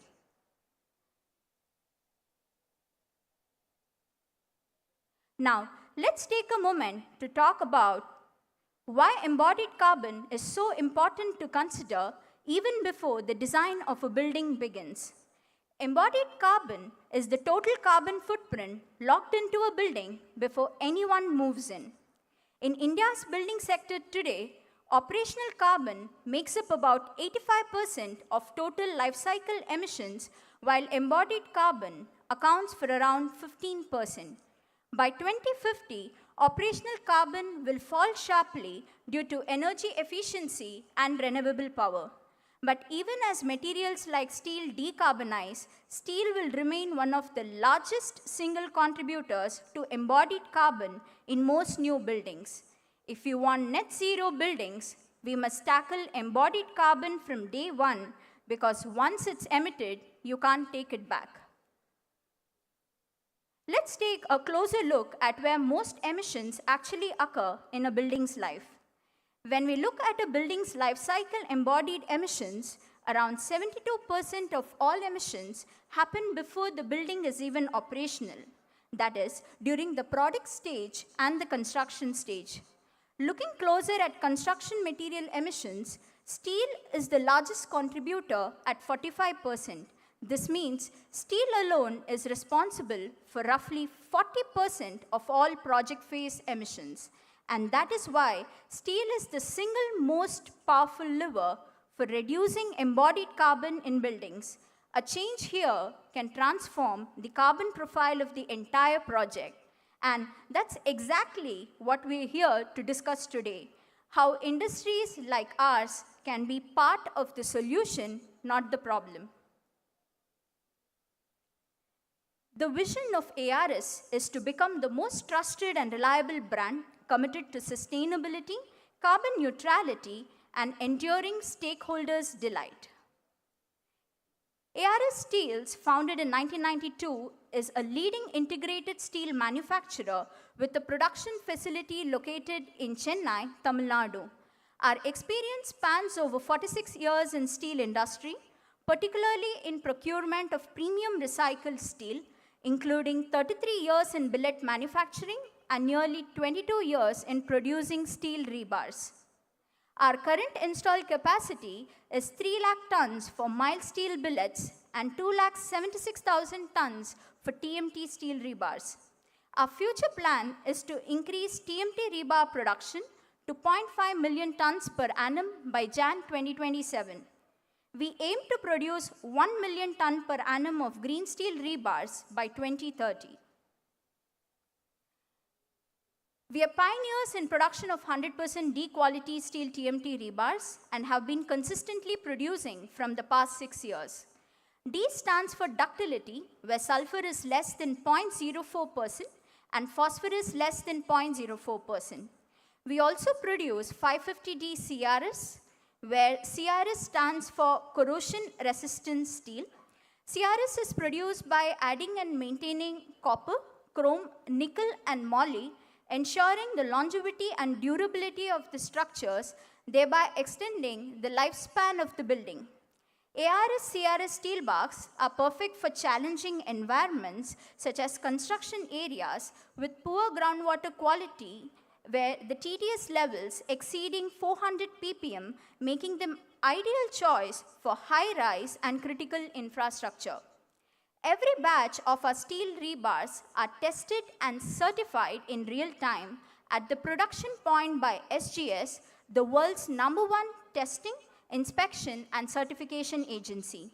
We are proud to say that our materials not only meet domestic standards, but also surpass export quality parameters. We offer a unique testing facility at the customer's site free of cost through our Tech Express van, equipped with a German-made spectrometer capable of analyzing 32 elements. This ensures the authenticity of quality is verified accurately and instantly. We use over 98% premium quality recycled steel, such as CRC, CRC bundles, and HMS, which inherently have lower embedded carbon and deliver clean, consistent quality. Our sponge iron consumption is less than 2%. By using our 98% recycled steel, we demonstrate a powerful commitment to recycling and waste reduction. To maximize efficiency, we have invested in advanced steel processing equipment, enabling us to achieve an impressive yield of over 95% and achieving best-in-class electricity consumption of around 725 kilowatt units per ton, including billets and TMT bars. To give you a breakup, 650 kilowatt hour per ton from billets and TMT bars and 75 kilowatt hour per ton on the auxiliary load. We've committed ourselves for procuring RE by entering into 25 years long-term PPA, helping us reduce scope 2 emissions and reduce reliance on fossil fuel-based grids. We've made equity investments in captive renewable power projects of more than 70 megawatt wind and solar. At present, we are consuming around 28% of our total electricity consumption from captive renewable power projects. Our latest EPD confirms CO2 emissions at 592 kilo per ton of steel. This emission intensity of 592 kilo CO2 per ton of steel is over 4 times lower than the Indian average, more than 3 times lower than the global average of 1850 kilo CO2, and about 5 times lower than emissions from the conventional blast furnace route. One of the biggest myths in our industry is that secondary steel is inferior. The reality is very different. Steel quality depends on quality of input raw material, not on whether it's called primary or secondary. According to the Ministry of Steel, there's no difference between primary and secondary steel. The only factor that matters is whether the steel meets BIS standards. At ARS, we use premium quality recycled steel such as CRC, Newton plate, punchings, etc. As you can see in the analysis, the chemical composition of our recycled input is significantly lower than the prescribed IS 1786 limits for carbon, phos, and sulfur. For example, for CRC sheet, carbon is only 22% of the IS limit, phosphorus just 16%, sulfur only 25%. So the key message is simple. Premium input recycled steel equal to premium output steel. There's a lot of substandard or fake quality steel entering the market, often produced through sponge iron/DRI. This material inherently contains high sulfur and phosphorus, which weakens the steel and compromises the long-term durability. Now let's look at the output, our ARS-CRS 550D TMT bars. Here we are comparing both chemical properties and physical properties with the IS 1786 standards, and they're consistently within the prescribed IS limits. The message is clear that when recycled input is premium, the output will also be premium. So this is our ARS formula for green steel. So recycled steel in combination with renewable and with no fossil fuel usage, we create green steel. India has introduced the green steel taxonomy, where steel manufacturing plants are rated by CO2 emissions per ton of finished steel. 5-star for less than 1.6 tons, 4-star between 1.6 and 2, and 3-star between 2 and 2.2 tons of CO2 per ton of steel. ARS Steel is #1 in the country to receive the Green Steel certificate from the Ministry of Steel, and #1 producer of low CO2 TMT bars with 5-star rating. ARS Steels is around 2.5 times better than the best, with CO2 emission intensity of 0.6432 tons per ton of finished steel, and has greenness of 70.8%. At ARS Steels, our commitment to sustainability is reflected not only in our operations, but also in the certifications we hold. With EPD by default, ARS Steel is fully compliant to be used for LEED certified projects, including LEED version 5 embodied carbon. ARS Steel is the first and only steel company to be included in the Griha product catalog. Our products are Green Pro certified. We are in the process of publishing our first ESG, Environmental Social Governance, and BRSR report by mid-November.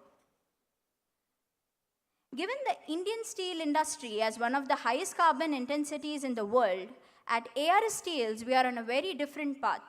Today our carbon intensity is just 592 kilograms of CO2 per ton.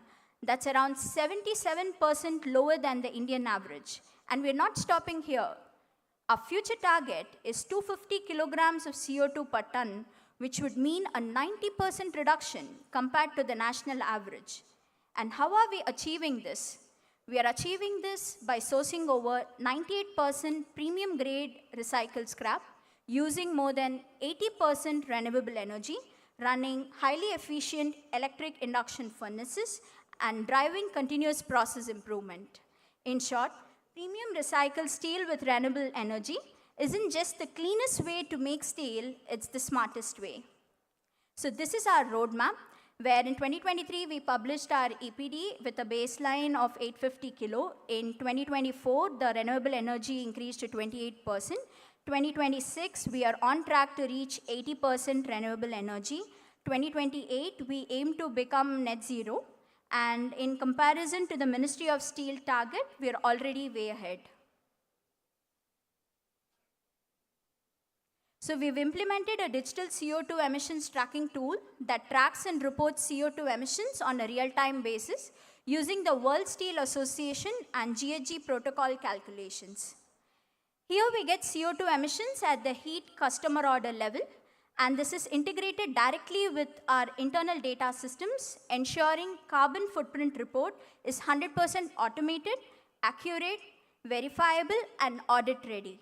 We believe the definition of green steel is not sustainability, but it is low emissions with high quality and ultimate transparency. At ARS Steel, transparency is not just a principle, it's a non-negotiable commitment that defines how we operate. We provide ultimate transparency on quality, sustainability, and customer service. We don't just talk about quality at an aggregated level, but at a heat and customer order level. For each heat, we track the ingoing recycled steel properties and test the molten steel quality via our NABL certified lab. Post that, billets and TMT bars for each customer order are tested on-site and real-time through SGS. ARS has also invested into 12 mobile testing vans equipped with German-made spectroscopy. All these tests and reports are available on our cloud-based digital platform.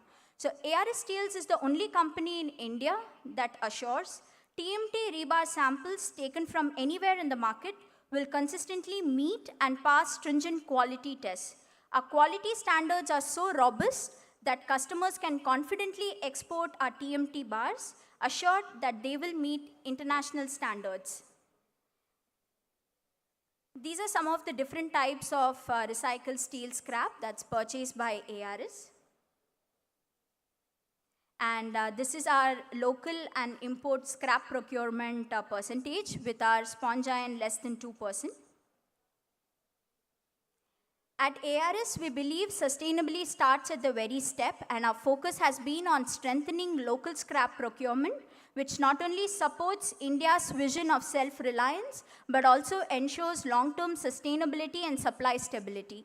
We've invested in scrap processing equipment, including baler, shear, and shredder machines, to make sure every ton of scrap we procure is processed clean and ready for direct charging into the furnace. This brings multiple benefits: superior quality steel, higher material efficiency, and lower embodied carbon. So given that now we have discussed how ARS is improving sustainability through scrap procurement, let's look at how government policy support can further drive the adoption of green steel. So the electricity used in steel making contributes heavily to scope 2 emissions. By switching from grid or thermal power to renewable resources like solar and wind, these emissions can be reduced by 60 to 80%. So there are few areas where supportive policies can make a real impact. The first one is about enabling high renewable power usage for green steel. To make this effective, we suggest allowing renewable electricity generated during the day to offset power consumption across all 24 hours, covering morning, evening, and night melting slots. And we request that existing provisions allowing solar energy to offset peak and nighttime usage remain unchanged for the full 20 to 25-year operational life of the renewable plants. Policy stability is absolutely critical, and we request that any changes in energy banking or settlement rules be applied prospectively, not retrospectively.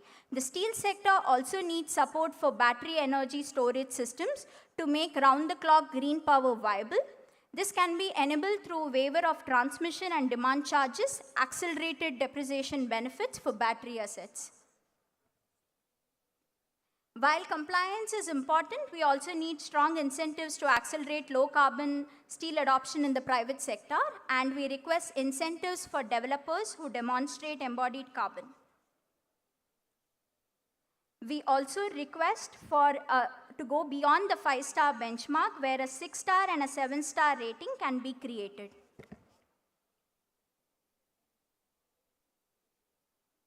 We also want to add that under our suggested framework, we suggest aligning the green public procurement policy to reward performance, maintaining 20% allocation for 3-star producers, but increasing to 15% for 4-star, 10% for 5-star, 5% for low carbon steel below 1 ton CO2, and 2% for global green steel standard.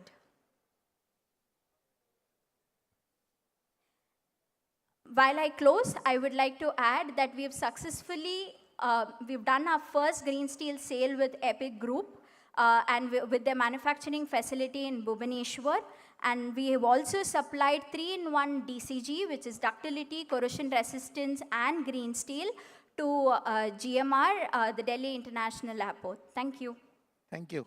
Thank you, Ashwini Subbaraman. Yeah, Mr. Ashwini Bhatia would like to make a remark. Okay.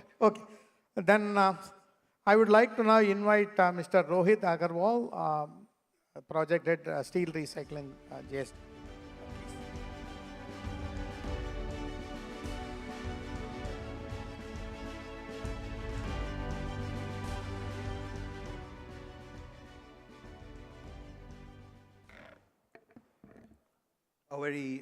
Now good afternoon. So very good afternoon to my friends and colleagues from the industry. I am Rohit Agrawal. I am heading the recycling projects and also the scrap procurement for JSW Steel. A lot has already been said, so I'll really very briefly take you through we as a country, where we are poised around carbon emissions and why we need to have an inclusive approach, whether we as manufacturers, the government agencies as the policy makers, and more importantly, the policy implementers. Our customers who actually need to market green steel, that is where the money actually comes from. The various intermittent agencies who are involved, which also includes a lot of scrap processors who are there today. And the, let's say the way the scrap moves from, one place to another. There are a lot of agencies involved today, and this needs to be an inclusive approach if decarbonization really needs to run in the country. Just to give you a comparison, I think we're all talking about carbon neutrality, but first we need to really draw parallels with where the world is today. Since about 80% of the steel that we make today is through the iron ore route, our carbon emissions are approximately 33% higher than the global average. Of course, I mean, we've heard about ARS, and there are others also who have their carbon emissions much lower than what the country's average today is. But looking at the scale at which we produce 150 million ton today and going up to about 200 and 250 million ton in another 4 or 5 years' time, I think the first target which we together need to take is to draw parallels with the world, come to where the global average is, and then look at strategies of how we need to further take it ahead and move towards carbon neutrality. I've really tried to sum up, as to why scrap is important. We've talked about, different initiatives as people have asked, why scrap, or why, scrap is the first answer. Scrap, of course, has the CO2 reduction potential, as we all know. We've seen numbers which are, much lesser than 0.5, 0.3 ton of CO2 per ton of crude steels, of course, CO2 reduction potential. Economic viability, of course, especially with respect to the CAPEX. OPEX obviously comes next, but even CAPEX in the other decarbonization initiatives are much higher, compared to scrap. And technological maturity, as a country, we are already sufficiently mature into scrap. We as integrated steel manufacturers are not as much, but yes, of course, we are also learning and trying to move with the tide. India's story here, again, we've tried to sum it. Today we are at about 30 million ton of, scrap production, 25% dependence on import. The story is pretty much likely to be similar when we look at FY30 levels. The major reasons for them, I'm just adding to what people have already said. It's basically the policy implementation for the last 6 years, at least since I remember 2019, when the steel recycling policy was drafted by some of our team members itself. From then on till now, there have been a lot of changes. There's been focus on trying and seeing more of policy coming into the decarbonization side, but then the implementation on the ground is not really there. That's one of the reasons that today we are at 30 million ton, and we still look at only 40 million ton going at 2030, while the requirement is going up to about 55, 60 million ton. The second, of course, is decentralized supply chain. There's a lot of local scrap available, but then how much of that and what is the most efficient way it is routed to, let's say the steel furnaces. Of course, our customer scrap, and we again saw it in ARS's presentation, the customer scrap can come to India, that come to the furnaces, which is basically the prompt scrap that is generated at, most of the automakers or the fabrication units. But largely the obsolete scrap, if India is, growing in terms of steel production, there'll also be a lot of steel consumption, and therefore more and more of obsolete scrap that needs to come into the channel. So, that decentralization needs to be converted to centralization. And lastly, of course, while there are policies around EPR now for auto, there needs to be many more policies across different industries, because the lead time for scrap to actually come back from, consumption centers to the, let's say the furnaces is really high. Let's say, for example, auto is 15 years, it's still not reachable here. If you compare it to the other countries, it is much lesser than that. And the other industries yet to have an EPR. So, from the policy implementation side, the supply concerns, we need to really pull up our socks and take up and reach the levels where we want to reach at about 55, 60 million ton by 2030. The domestic policy interventions, we talked about steel recycling policy, 2019, first time, that we talked about circular economy and why recycling zones are important. Today, we as a company, JSW Steel, if I was to put it, we are making about 34, 35 million ton of capacity we have in India. We are trying to grow to about 50 million ton by 2030, and the plan is even beyond that. We're also already talking about 75 million ton beyond 2030. Recycling is, something that we've started to do now in terms of scrap. It is a privilege for me to announce that, we've been part of setting up this first recycling unit of ours that will be in Khopoli, which is to cater to our Dolvi unit. That will be about 0.5 million ton of capacity. The second recycling unit we'll be having in Chennai, our JMD and CEO just announced that about 10 days back, so that will be about 0.5 million ton again. And there is a structural 1 million ton of structural steel unit that we are putting up again in South, which will largely be based out of scrap. So that's some, let's say some ground that we've tried to make on recycling. As far as our internal scrap usage is concerned, people have said various numbers.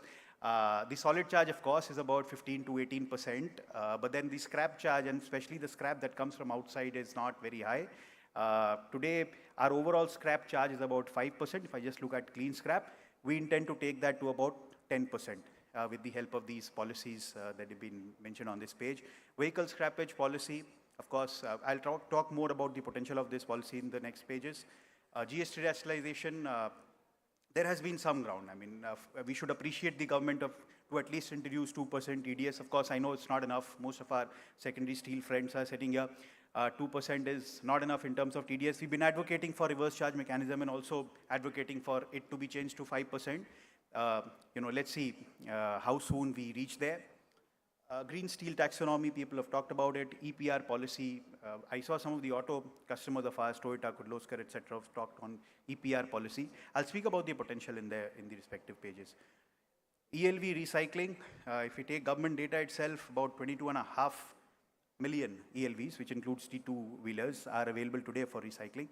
All of that actually got recycled. We would not need to depend on import at all. It would generate about 6 to 7 million ton of scrap.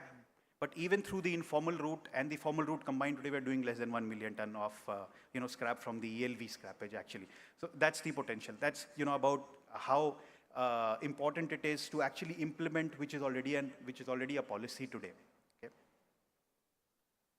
And it's not that there aren't people who are aware of the subject. There are different regions or different major clusters all across the country which have got these ELV clusters. NCR does about 25-30%. West is not far off with Mumbai and Pune region, Chennai region. So there are clusters where ELV recycling actually happens. It's more about formalization and getting them organized so that this can come faster and more efficiently into the steel making. I've tried to mathematically put down as to what is the dilemma and why does actual scrappage not happen? Why does it go to people as in resale of vehicles, even if they are 15 years or older? About 25% is the actual difference if we look at the potential that scrapping it and the difference between the potential that scrapping it and reselling would have in terms of PV. A typical 10 lakh PV would sell at about 1 lakh at the end of its life cycle, just an assumption. About 25% lower than what the value that you would get for scrapping it. And when you scrap it, you take it through different agencies. Similarly on a CV. So there is a proposal that had come, from MoRTH itself, that if you increase the road tax concession by or 250% at both PV and CV level, we'll be able to bridge this gap. I think this is important. First, because there isn't much awareness, so that awareness will be created. And then, once people start getting into it and start getting into, this practice of actually scrapping their vehicles, then we can look at, how we improve the policy further. But I think the margin is not too much. The government can really think about it. From the EPR policy that has recently come up, which says that, for the 3 years that are listed here, from FY 25-26 to FY 27-28, the automakers need to at least recycle 8% of the steel that went into, car making 20 years ago. So if all of that is actually recycled from this, policy itself, there'll be about one charge mechanism in full, or maybe a 5% on GST can come. We've spoken about this. Yes. Why is a company like JSW Steel going into more of external scrap purchase? Is answered through what responsible steel as a definition has for scrap. Scrap is anything that is beyond crude steel. It would not mean the scrap that is processed out of the slag that we generate. The external scrap is only, let's say, the scrap that you generate from the rolling mills, which, if you increase your efficiency, actually comes down. But it is the external, the obsolete scrap that you would need to increase if you want to reach the, if you want to really make a mark in terms of CO2 emission reduction from a responsible steel standpoint. We're putting up shredders, like I told you, we're putting up shredders, shears and balers. We're all aware how these look like and the scrap that is mentioned here. But the typical investment to put up a 0.5 million ton recycling unit is about 200 crores. We at JSW Steel are, taking this leap, and we hope that the industry together along with the government helps us around with it. And more people are encouraged towards doing it. Nobody has put up a shredder as large as the one that we are putting up at both Khopoli and Chennai. We want more and more of this to come, and more of this to come through the indigenization route, rather than, we having to import. So the comparison between US and India, US has about 300 shredders, India has just got some number that can be counted on fingers, 10 or 15 shredders. And, while we are trying to catch up, but the road is really tough and long, and we all know the reasons why, and we all know what role we need to play in catching. Challenges, we've spoken about the challenges. So as a company, from where we were at 2020 and to what we'll do in 2030, we were at about 2.5 ton of CO2 per ton of crude steel. We intend to take it down to about 1.95. That's what we've committed for 2030 levels. And scrap, for every 1% increase in scrap charge that we do, we save about 0.02 ton of CO2 per ton of crude steel. So about 0.2% would be the contribution of scrap in the overall decarbonization initiatives that we have. As a company, or maybe as a responsible citizen of the country, we would encourage all of us together. So scrap is one answer, of course, it's the easiest and the fastest answer. But then let's look at whatever best possible efficiency drives that we can take within the organization, not just from the purpose of saving for ourselves in terms of rupees per ton, but also from CO2 per ton levels. Thank you. Thank you, Mr. Rohit Agarwal. Now I would like to request Mrs. Aradhi Bhosle.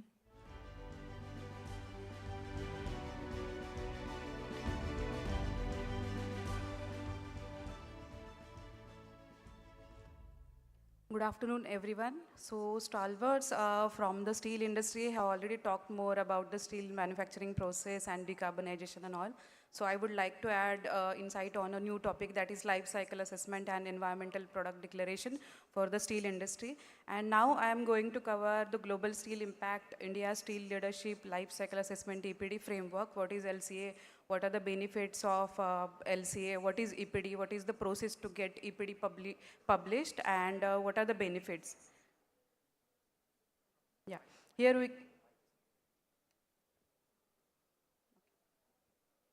we can see the global steel industry impact. As you know, 8% global emissions are from the steel industry, and totally we are like 1.9 billion tons global steel production is there, which is contributing 8% of global pollution. So this is the India steel leadership and decarbonization. So we are around like 22nd largest producer of steel. That's why there is need for decarbonization. So our target is net zero by 2070. That's why there is a need for LCA and EPD. So here we can see the steel making routes in India. This is data of 23-24. We can see the routes of steel manufacturing and the share of production and the emission intensity. So it is around like for a blast furnace, it is 2.2 to 2.3. For DRI EF, it is around 1.4 to 3.0, and for scrap, it is around 0.6. So the overall percentage, like for blast, it is 43%, DRI, it is 30%, and for scrap, secondary steel, it is 27%. So what is LCA? Basically, all of you may be aware about LCA. So LCA is nothing but to know your product's environmental impact from its raw material extraction stage to its end of disposal. So for, like there are different system boundaries, that is cradle to gate, gate to gate, and cradle to grave. So different industries, there are different system boundaries chosen. For if it is a chemical industry, then we can have a like cradle to gate system boundary, because the chemical is being used after it is sold out to the customer. But for steel industry, as it is being recycled, then we can have a cradle to grave system boundary, that is from raw material extraction to its end of disposal. So for different industries, like if we take an electronic transformer, that is an electronic product, then in that case, like 90% emissions are because of use phase, and around 5% is because of the raw material extraction and the transportation part. But if you take an example of steel industry, like raw material extraction, manufacturing, and your transportation contributes 95%, because major part like that is coal, and your other part is coming into A1, A2, A3. Yeah. So here we can see, basically this is a system boundary for environmental product declaration. Here we can see raw material supply, transport and manufacturing. That is a mandatory part to have an EPD, that is A1, A2, A3, which is almost 90% of total emission.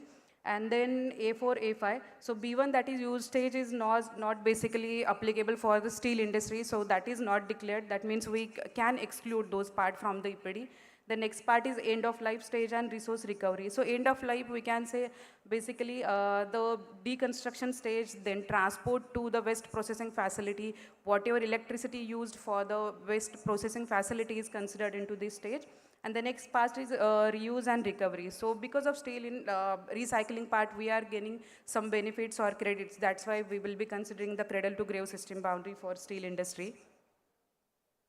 So next is what is EPD. So it is verified and transparent document. We can say layman's language, it is a summarized form of EPD basically. So anyone from the world can access your product's environmental performance from the EPD portal. So there are like 3-4 EPD program operators in the world. One is EPD International, one is EPD Hub and EPD Norway. Now it is converted into EPD Global. So most of like India, EPD International is preferred. Here we can say. So EPD International, almost around, I would say 10,000 EPDs are published globally. Out of that, we are having around only 250 to 300 EPDs in India. And out of that, 25 to 30, 40 EPDs are published for basically steel industry. So this is a data which I have just recovered from those EPD published, we can say. So ARS group is also there, it is around 0.6, as just Aishwarya explained here. Then Jindal SAW Limited is there, 1.82. So we can see here the difference. So basically this is upon the, depends upon the route of the manufacturing process. But we can say we are on a better side, like 0.3 I can see here is the best result over here. Then 0.6 is there, then 1.82, there are so many results. So almost 40 EPDs are published in India under the EPD International platform. So the overall 1,300 EPDs from 10,000 globally published for steel and metal section. And out of that, we can say 40 are in India. Around 250 to 300 EPDs are published. As a consultant, I can proudly say I published 50 EPDs from that nationally, internationally for steel industries, construction industries, chemical, for electronic transformers. What is the process of to get the EPD basically? So as a consultant or as a manufacturer, you have to give us the data, how your steel is being manufactured, what are the raw materials, what is the manufacturing process, how it is transported to your in-gate. So this kind of data basically we need to prepare any LC and EPD report. Then after preparation of LC and EPD report, this has to be verified by the third-party verifier. So it is not like that I am in a favor of any company and I am going to give the result like it is a 0.2 tons of CO2. So it is not allowed. So it should be verified by the third-party verifier. So many program operators like EPD Hub, EPD Norway, they have appointed the EPD verifiers. So we have to verify our EPD from those verifiers and ultimately the EPD will be published. So like I would request of all the steel industries can go for the LC and EPD because there is also a cost difference in different program operators. We can go with the EPD Global, that is EPD Norway, we can go with the EPD Hub, we can go with the EPD International, so as there are so many benefits are divided into these different program operators. And the overall validity of this EPD is around 5 years, so it is always good. Yeah, so what are the benefits? You can see here, strategic advantages are always there, your global market access is there. Also, we will get a certification support, that is LEED, BREEAM credits are there. Also, you will get benefits into EcoVadis. In EcoVadis also, they will ask whether your LC and EPD is published or not. In your ESG reporting, in your BRSR also, so for top listed 1,000 companies, BRSR are mandatory, and they also ask about this LC and EPD. Then process optimization is also there, stakeholder trust and cost reduction. So these are more benefits about the EPD. Yeah. So what we can do for you for steel industry, basically we do have a like consultancy for all of these things along with a tailored software we can say. So we not only provide you the LCA, the CBAM and the GHG quantification, along with this we do have a EPD like software also. You just have to put your data and your EPD will be immediately ready. And after that we will be supporting you for your EPD verification. Along with this, we will also help you in ESG reporting, your BRSR, your EcoVadis CDP. So this is a customized and tailored software that is GreenX Nexus 2.0. So it is soon available in the market. If you want a demo kind of things, we will definitely provide you the demo of this software. Yeah, so this is about LC and EPD. Thank you. Yeah. Thank you, Ms. Arathi Bhosle. Now I will invite Ms. Amrita Kandekar.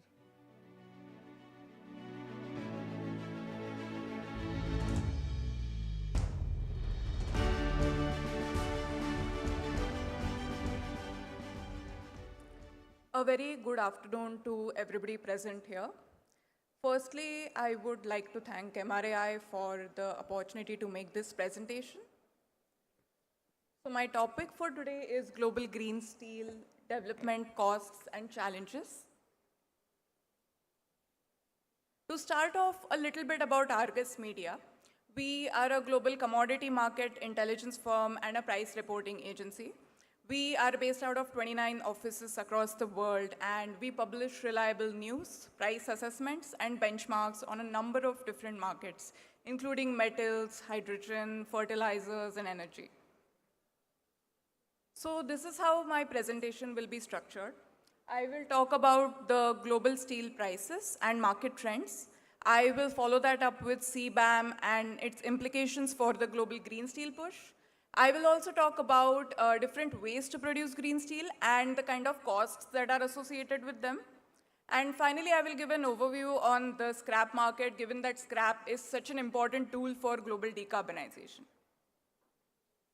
So global steel prices across most regions have been under pressure for the last couple of years. If you see, they are trending well below their levels in 2021 and 2022. And one of the key reasons is persistent oversupply in the market because of expanded capacities and weak domestic demand in many regions. Chinese steel exports have continued at a robust clip, despite several trade measures and anti-dumping investigations over 2024 and 2025. And now the industry's focus is basically on how China cuts down on its overcapacity and stabilizes its steel sector, because that will have a far-reaching impact on many different markets. In the US, the story has been a little different from what has been happening in the rest of the world so far in 2025. And that is, of course, because blanket steel import tariffs were imposed in March and then doubled in June. And that has given a boost to the US ferrous sector, prices, and production. In India, provisional safeguard measures were put in place in April, and imports have trended lower in 2025 as a result. Despite that, there has been no pickup in domestic hot rolled coil prices, and there's a number of reasons for that. There were extended monsoons this season, and mostly the reason is that Indian domestic capacities have risen, which means local supply has really increased. So this has been the story so far in 2025. But in 2026, things are going to change. One of the key factors to watch out for is quota changes in Europe.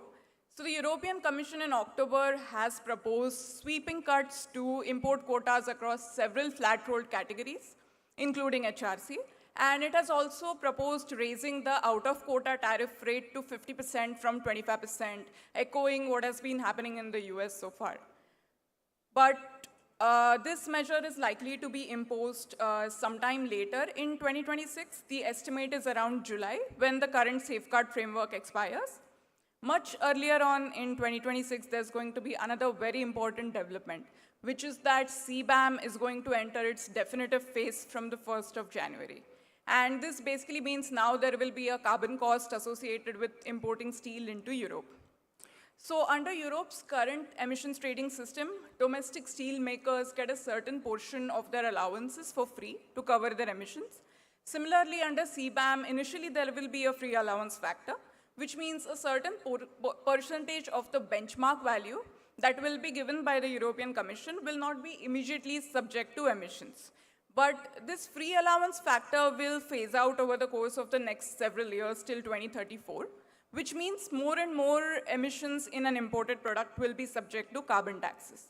So the European Commission has not yet come out with its benchmark values, but I've just considered 1.4 tons as the benchmark and 2.3 tons as the embedded emissions to give you the picture on how it's going to look like.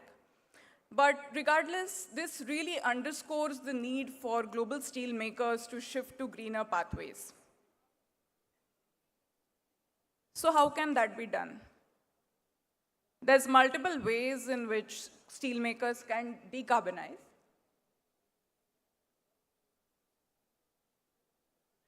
There's multiple ways in which steelmakers can decarbonize, but there's costs associated with each method and a number of challenges along the way. For example, in Europe, which is really going big on decarbonization, a number of green steel expansion projects have been delayed so far in 2025. And there's a number of reasons why that has happened. One is, of course, that renewable hydrogen remains commercially unviable.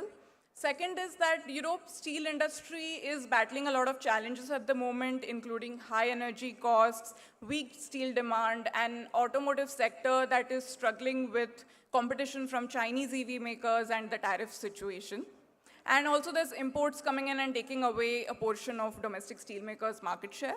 So given that there's this whole storm of conditions, the business case to make really capital-heavy investments in green steel remains weak at the moment. So as I said earlier, there is a cost to going green.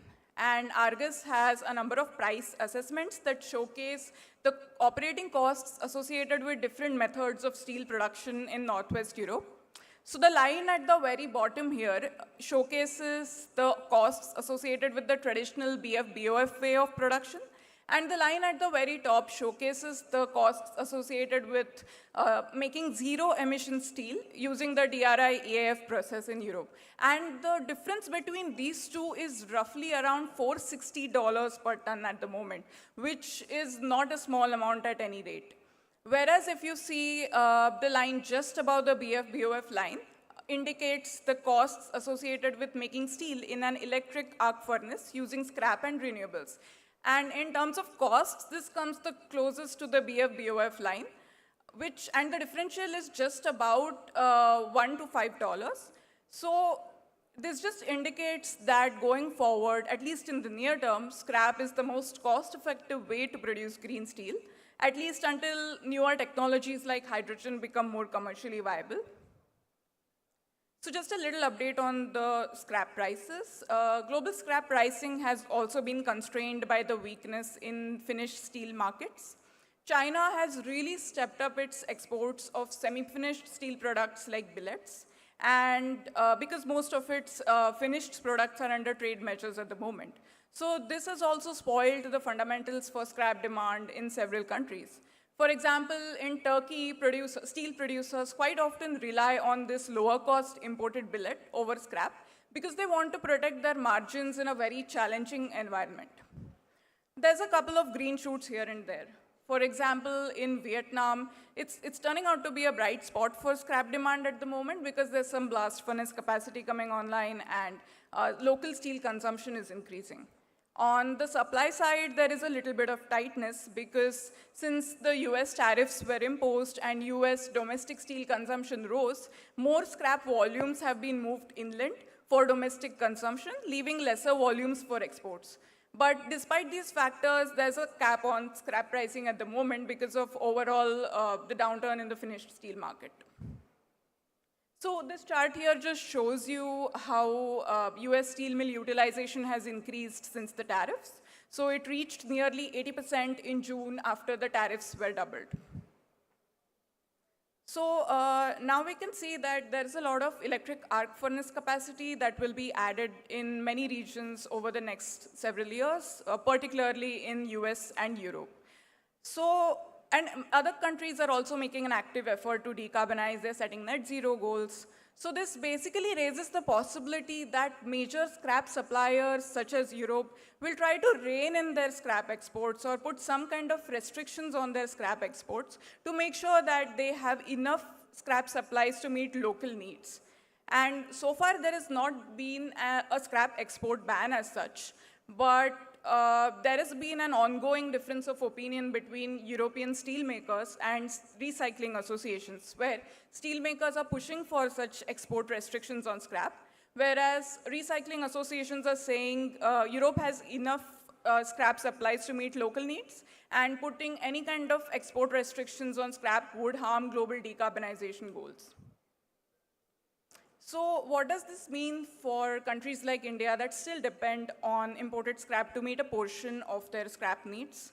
As discussed previously, India's scrap prices have trended lower because of the overall weakness in the finished steel market. Additionally, India's scrap supply chain domestically is very fragmented, very unorganized. This has also pushed several steelmakers towards increasing the percentage of DRI in their charge mix.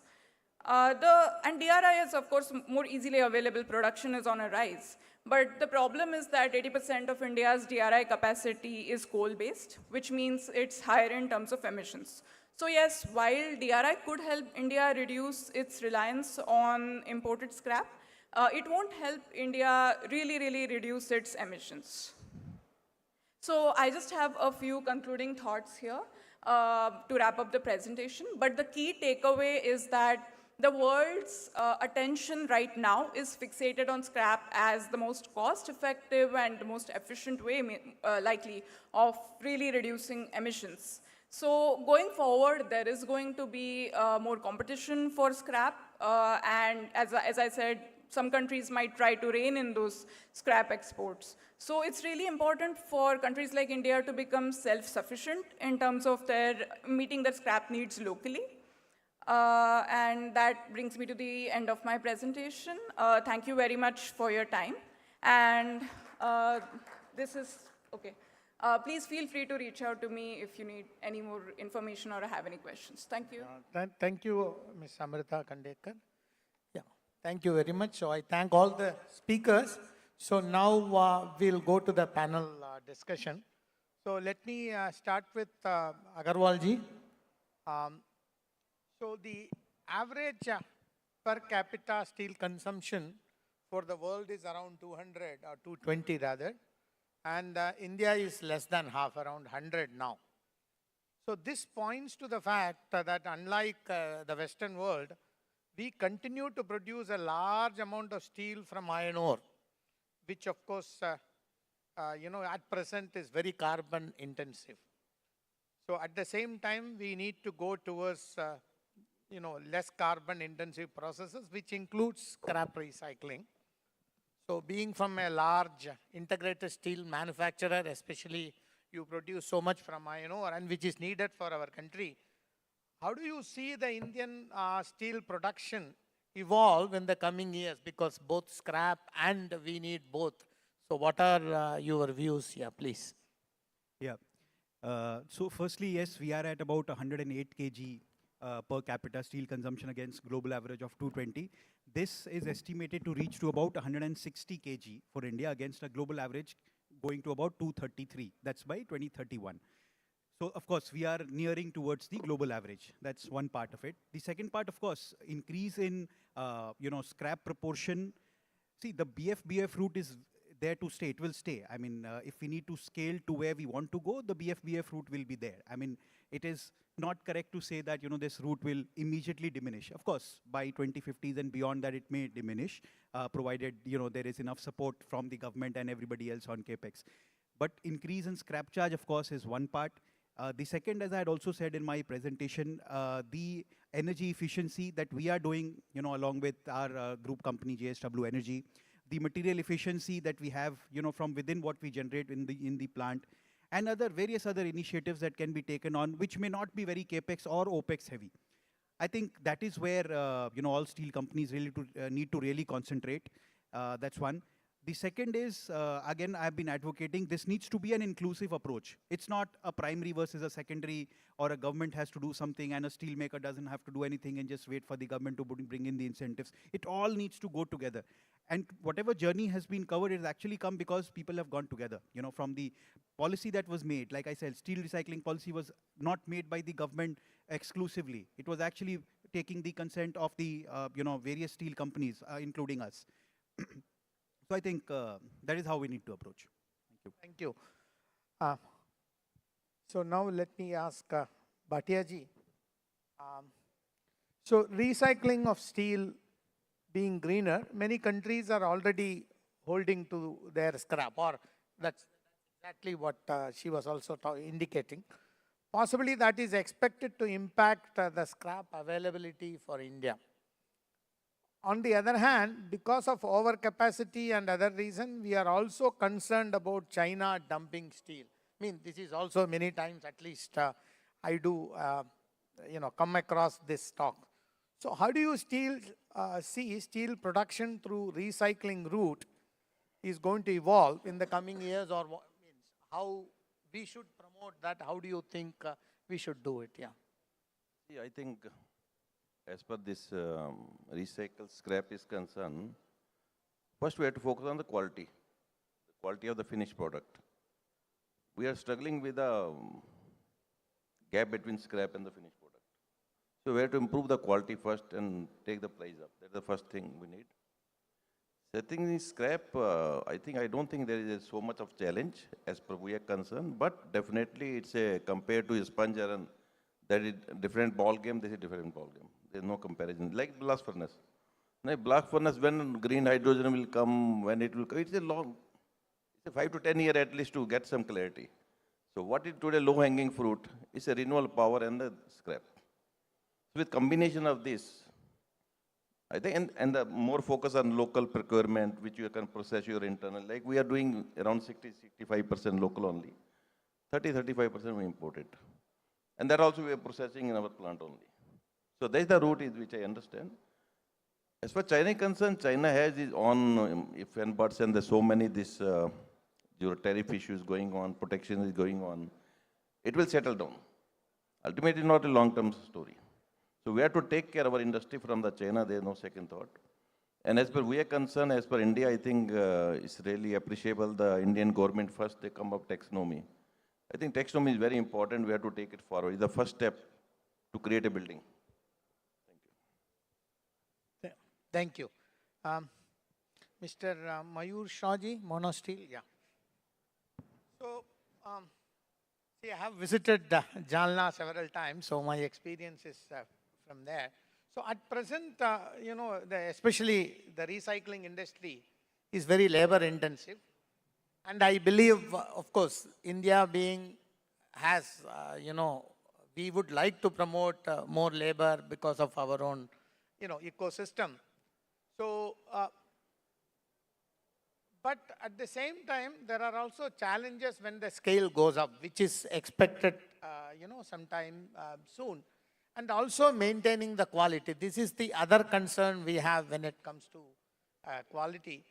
And especially, we talk about tramp elements, copper and tin. This can become a challenge when it comes to recycling. So, so how do you think shifting from labor-intensive manufacture to more, automation, especially in segregation, sorting of scrap, do you think it will be helpful to the recycling industry, or we should maintain our unique labor-intensive? I mean, how do you go about doing this? Because elsewhere in the Western world, it is all more automated ones, but here we also need to take care of our labor market. So how do you think we can strike a balance? Yeah. So now coming up basically first with the recycled scrap. So we basically import the scrap from different countries, all UK, Europe, USA. So these countries, they have got the big shredders. Along with that, they've also got the tramp removing system where they remove the copper, chrome, nickel, everything, right? So it is basically the processed scrap that's coming up from imports. Now coming up with the domestic scrap, when you have reached with the furnaces on big powers, so you have to come up with the shredders over here, sharing machines, which will improve the efficiency. And coming up with the labors, you have to uplift them. You have to organize skilled labor programs for them in a way, because they are your assets. If you try to build them in a proper manner, they would be very beneficial and coming up with the technology when you are on a large scale. You have to be very dependent on electric machines. Previously, when there were small furnaces, 5 tons, 8-ton furnaces, people used to put the scrap with their hand in the furnaces, right? But now, when we have got 30 tons, 40 tons, 50 tons, 60 tons furnace, induction furnaces, so you have got all the machines, they work for you. It's just the manpower, it sits, and he has to mobilize the things. That's how now in this time period, it has been done. Thank you. Thank you. So next I have my question to Ms. Mrs. Arathi Bhosle. So, yeah, see, large Indian companies are putting up large blast furnaces, which will produce hot metal, which primarily rely on metallurgical coke. I'm sure, you know, the Indian scenario, another 25 years blast furnace is going to remain. And, you know, CCUS technologies that can potentially reduce carbon emission, possibly they have not reached technological readiness level to be suitable for blast furnace processes. So how do you think the large steel plants, and we need, you know, iron ore from, we have to make steel from iron ore, you know, as we were discussing, can work towards reducing their carbon emissions? Okay. Hello. So basically, as all of you know, that blast furnace is around 50% of total steel making process, and that is currently not completely replaceable.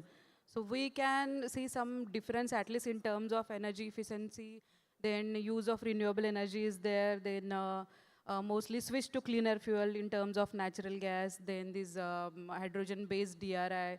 So these are basic few things we can at least implement to improve the blast furnace efficiency.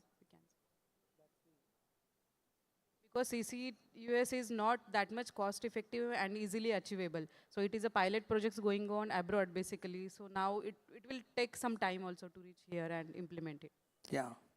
I understand JSW is trying to do some hot blast stoves being, you know, electrically heated. Some of these projects are being tried to reduce the carbon emission, I understand. Yeah, yeah. Lot more places actually. Scrap is of course one of them, then natural gas-based DRI, natural gas getting injected into other processes also. We also have got pilot for, you know, hydrogen-based. There is a plan, the technology is there. Scale will obviously be when the viability is there. That's the only point. Yeah, anyway, natural gas availability is another problem. That's Anyway, a problem. That's, Yes, that's yes, the yes. problem.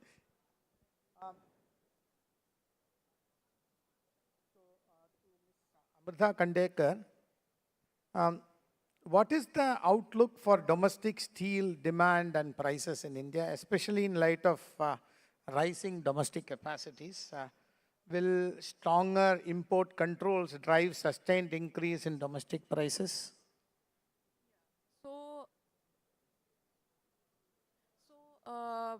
India still is a bright spot in terms of global steel demand, I would say. And, you know, we have a big infrastructure push, manpower, population. So there's a lot of factors on the side of India's steel growth story. And also now interest rates are coming down and there's been GST rate cuts. So that will, of course, definitely give a boost to consumption. But I think at this point, there is a big demand-supply gap. So demand is growing, but supply is growing much faster. So I would say, you know, for steel prices to really regain that kind of momentum, there needs to be more demand. And also, you know, I would say a portion of steel would at least need to be exported. But again, that has its own challenges because of CBAM and the growing protectionism everywhere. So one way would be to really go big on downstream expansions, which I think many steelmakers are doing. So that can absorb some of the capacity. And as to the other question on imports, as we have seen, import controls definitely give some support to the market, but it's not enough to drive a sustained increase in prices. And I would say the key is to really, really drive up demand so that it can absorb that excess supply in the market. Bhatia ji,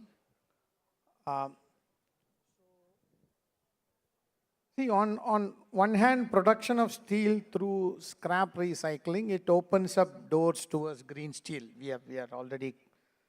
This can also potentially enable steel that can be exported, to countries like US because they are putting a lot of, carbon restrictions. However, there is a general suspicion on the quality of steel produced through induction furnace, both in the country and surely outside India. I myself have seen that. So, there is an opportunity for recyclers through induction route because green steel has a market outside also. So, how do you think this opportunity can be leveraged, by the recycling industry? Any thoughts on this? That's very true, I think. It's a great opportunity in the global markets, green market. And like ARS already doing the same way. So we have one quality out of gate, one quality. There's no two quality. There's no D, non-D. It's a single quality. And it can be exported even than today. So that is the ultimate, which I understand, green and the quality and the transparency in the data. The three things which I understand is the future. Yeah, thank you. Thank you very much.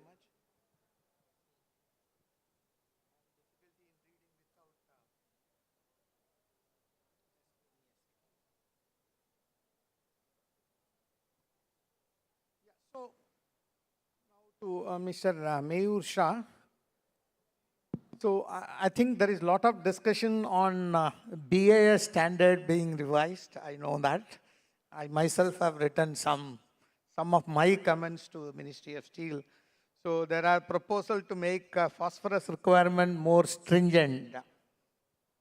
What are your views on this? Sir, actually, coming up on the BIS, if you make the material more D grade, you get a premium from a range of 1,000 rupees to 1,500 rupees.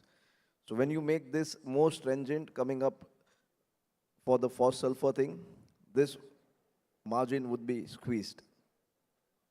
Because again, it would be the same issue.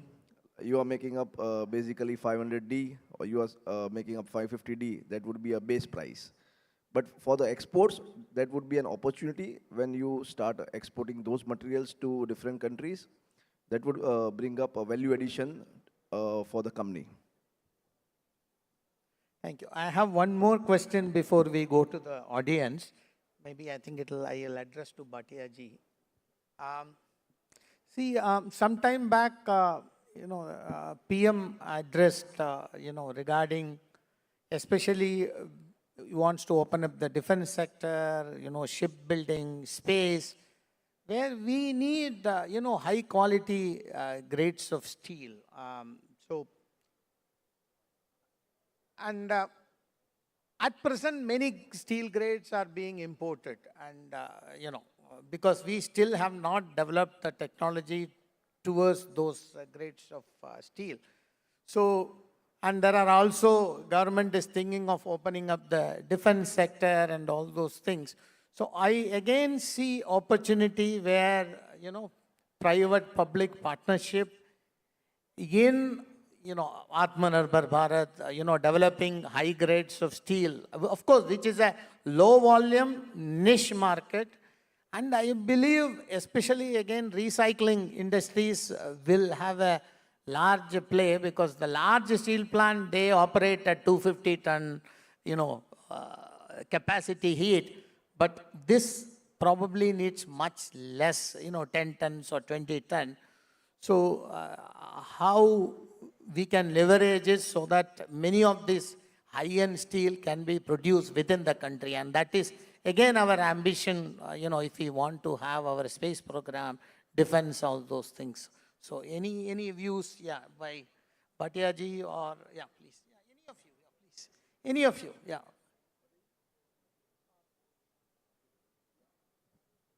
So actually, the main thing is we have to import the chrome ore, we have to import vanadium for making this high grade of steel, right? So as when we compare with China, this material comes up on a very sustainable price and you can get huge quantity. Whereas over here, if you ask, so all the big players only would be making up such grades, what we say like HT grade, different grades, right?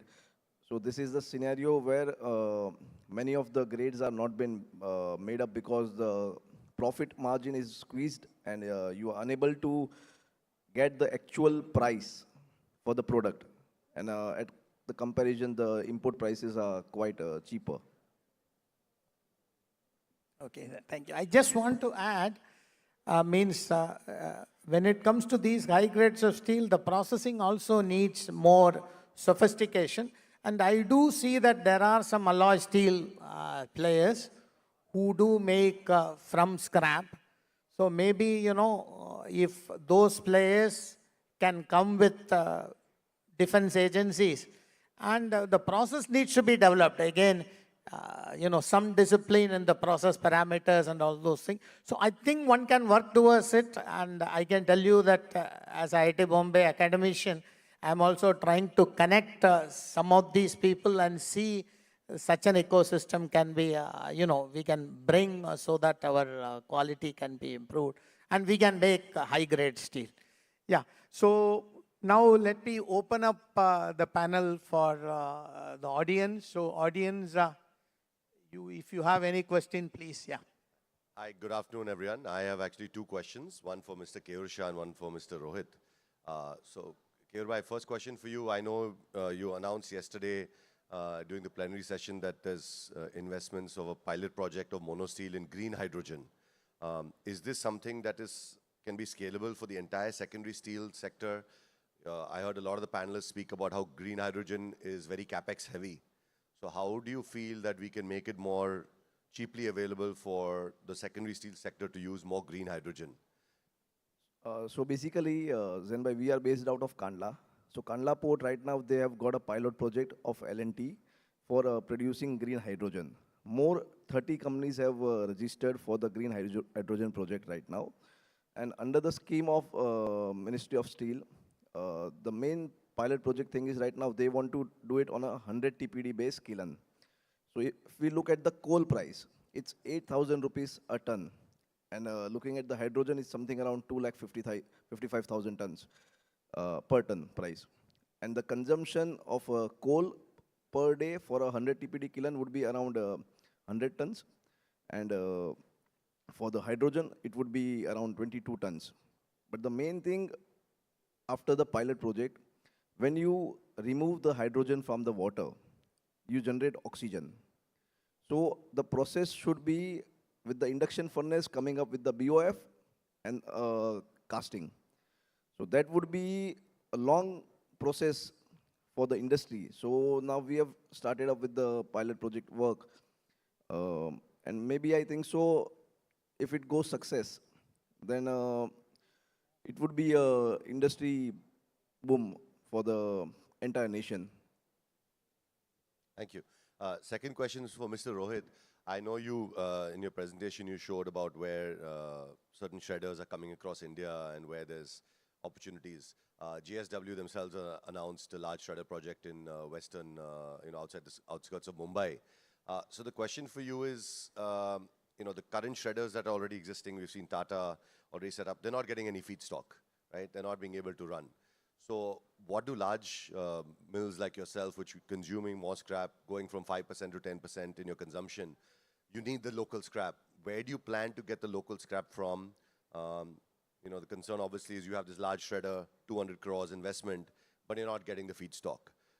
That's the concern. My question to you is, what are some of the solutions and options available to you to actually get that in-feed into your shredder plants?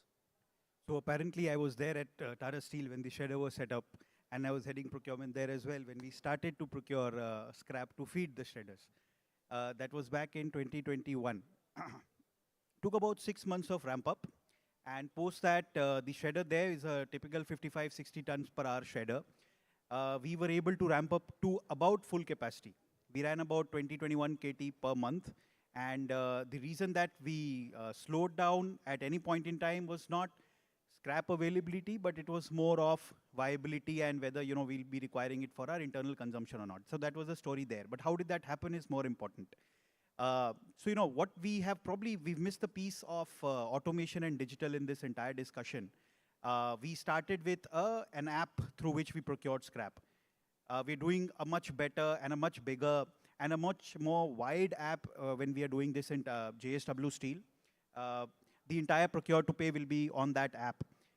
One is the app. The second part is when we convert a person from the unorganized to the organized sector, there is a lot of, and somebody spoke about upliftment of the, you know, people, I think, yeah.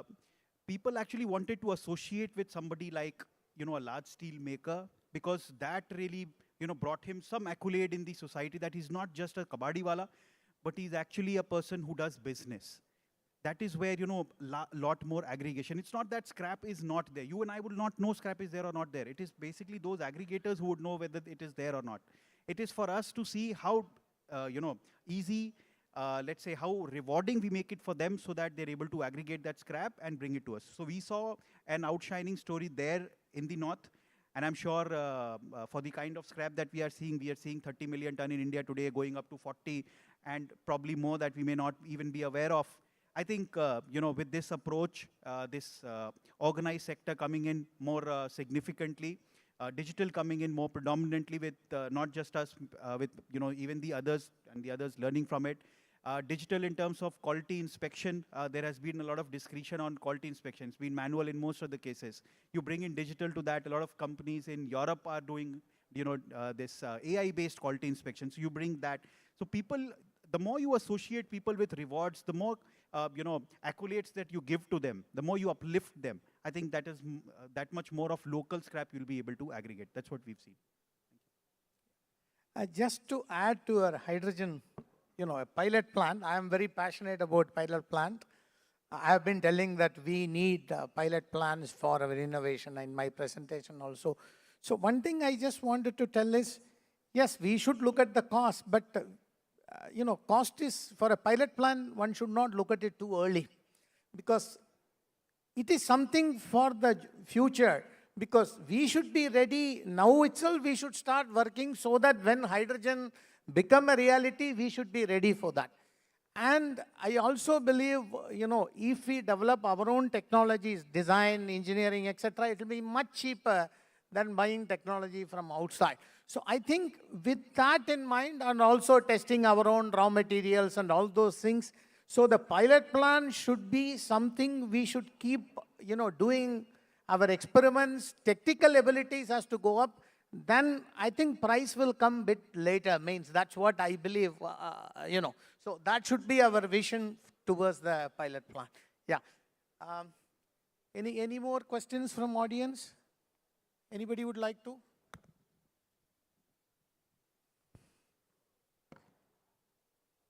Good panel discussion today. Rohit and Ashwini ji or anyone can answer.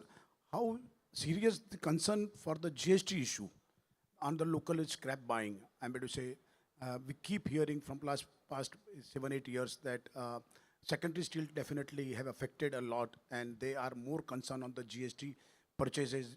They are not aware that how to, I'm going to say, genuine or ingenuine. When you buy bulk, many vendors you get registered. So how you come across and what is the solutions for this? We as MRI definitely and IFA are proposing from 18% to 5%. It is not getting resolved at the government level. So that will definitely, if it is done, then definitely it is good solutions for all of us. But then what is the solutions for you? Point number one. Point number two, second question is along with that, that how the processing of scrap is necessary in the melting of the secondary steel and the primary as well for you, both of you. I'm going to say whether it's mono steel or whether it's a JSW or ARS, please. Thank you. I can answer that? Yeah. So the first part, of course, I mean, you've hit it absolutely there and correctly. GST is a huge problem, and you know, we've all been associated with it. In fact, the GST intelligence used to invite me. I've stopped saying that they used to interrogate me. They used to invite me for discussions every fortnight when I was in Delhi. So we were trying to find a solution together. Of course, this GST rationalization that we see, 2% TDS reduction and reverse charge mechanism from unregistered to registered is part of the advocacy that we have been doing for years. You've been part of it also. When we were there in the north and now with JSW Steel. I think, this part government understands extremely well. While, there's not been a GST rate cut on scrap in the recent enormous GST rate cuts that we've seen in the other commodities, I think because the government knows it so well and we know that recycling is important, if the government feels equally, there should certainly be, a time where we'll see reverse charge mechanism coming into scrap. There are challenges because, there is a possibility that people evade tax even there. They might start tagging their finished products as scrap. So that's the concern that the government has, and there are various other concerns along with it. But I think since this movement has started, there'll be, obviously there'll be some improvisation over what they've already done today. That's one part of it.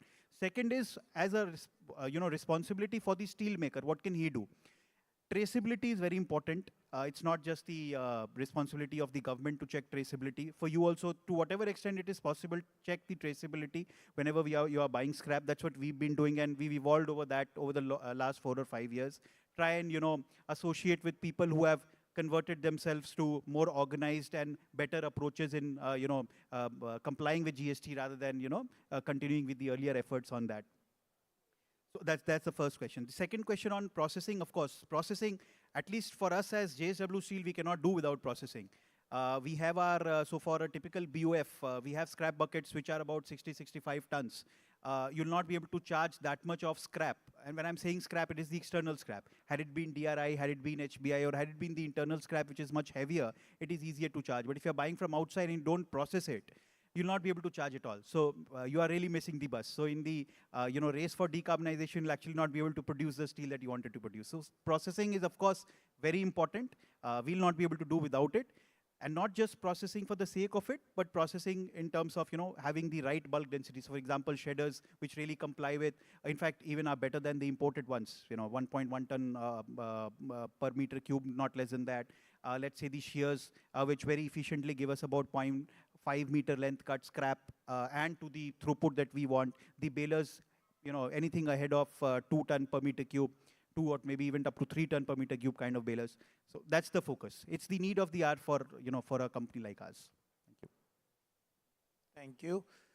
Thank you. I think it's time is up. That's what I can see from the screen. So I think we had a wonderful panel discussion, very lively panel discussion. So let me thank all the panelists, and now I would like to, invite Mr. Sanjay Mehta and Zain Nathani from the Nathani Group directors to felicitate the panelists. So, please.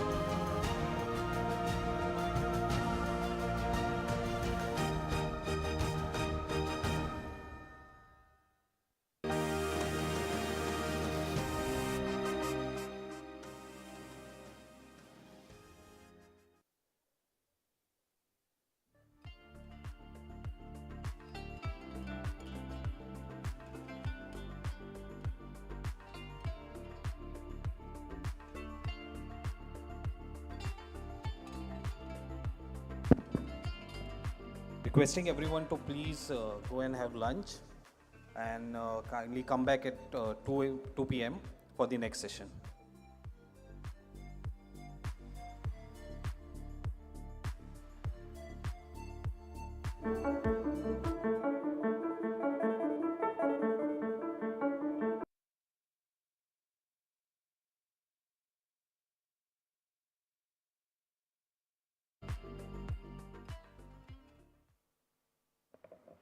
Good morning to each and everyone present here.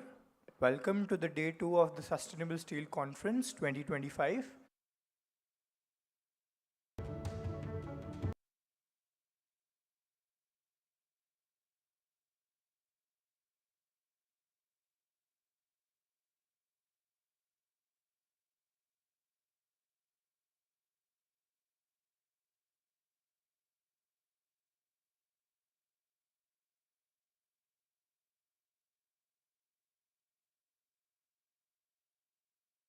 Value. A billion-dollar enterprise. Our today is built on embedding innovation, technology, and sustainability at the heart of everything we do. With an increasing number of large enterprises looking to make the green switch to achieve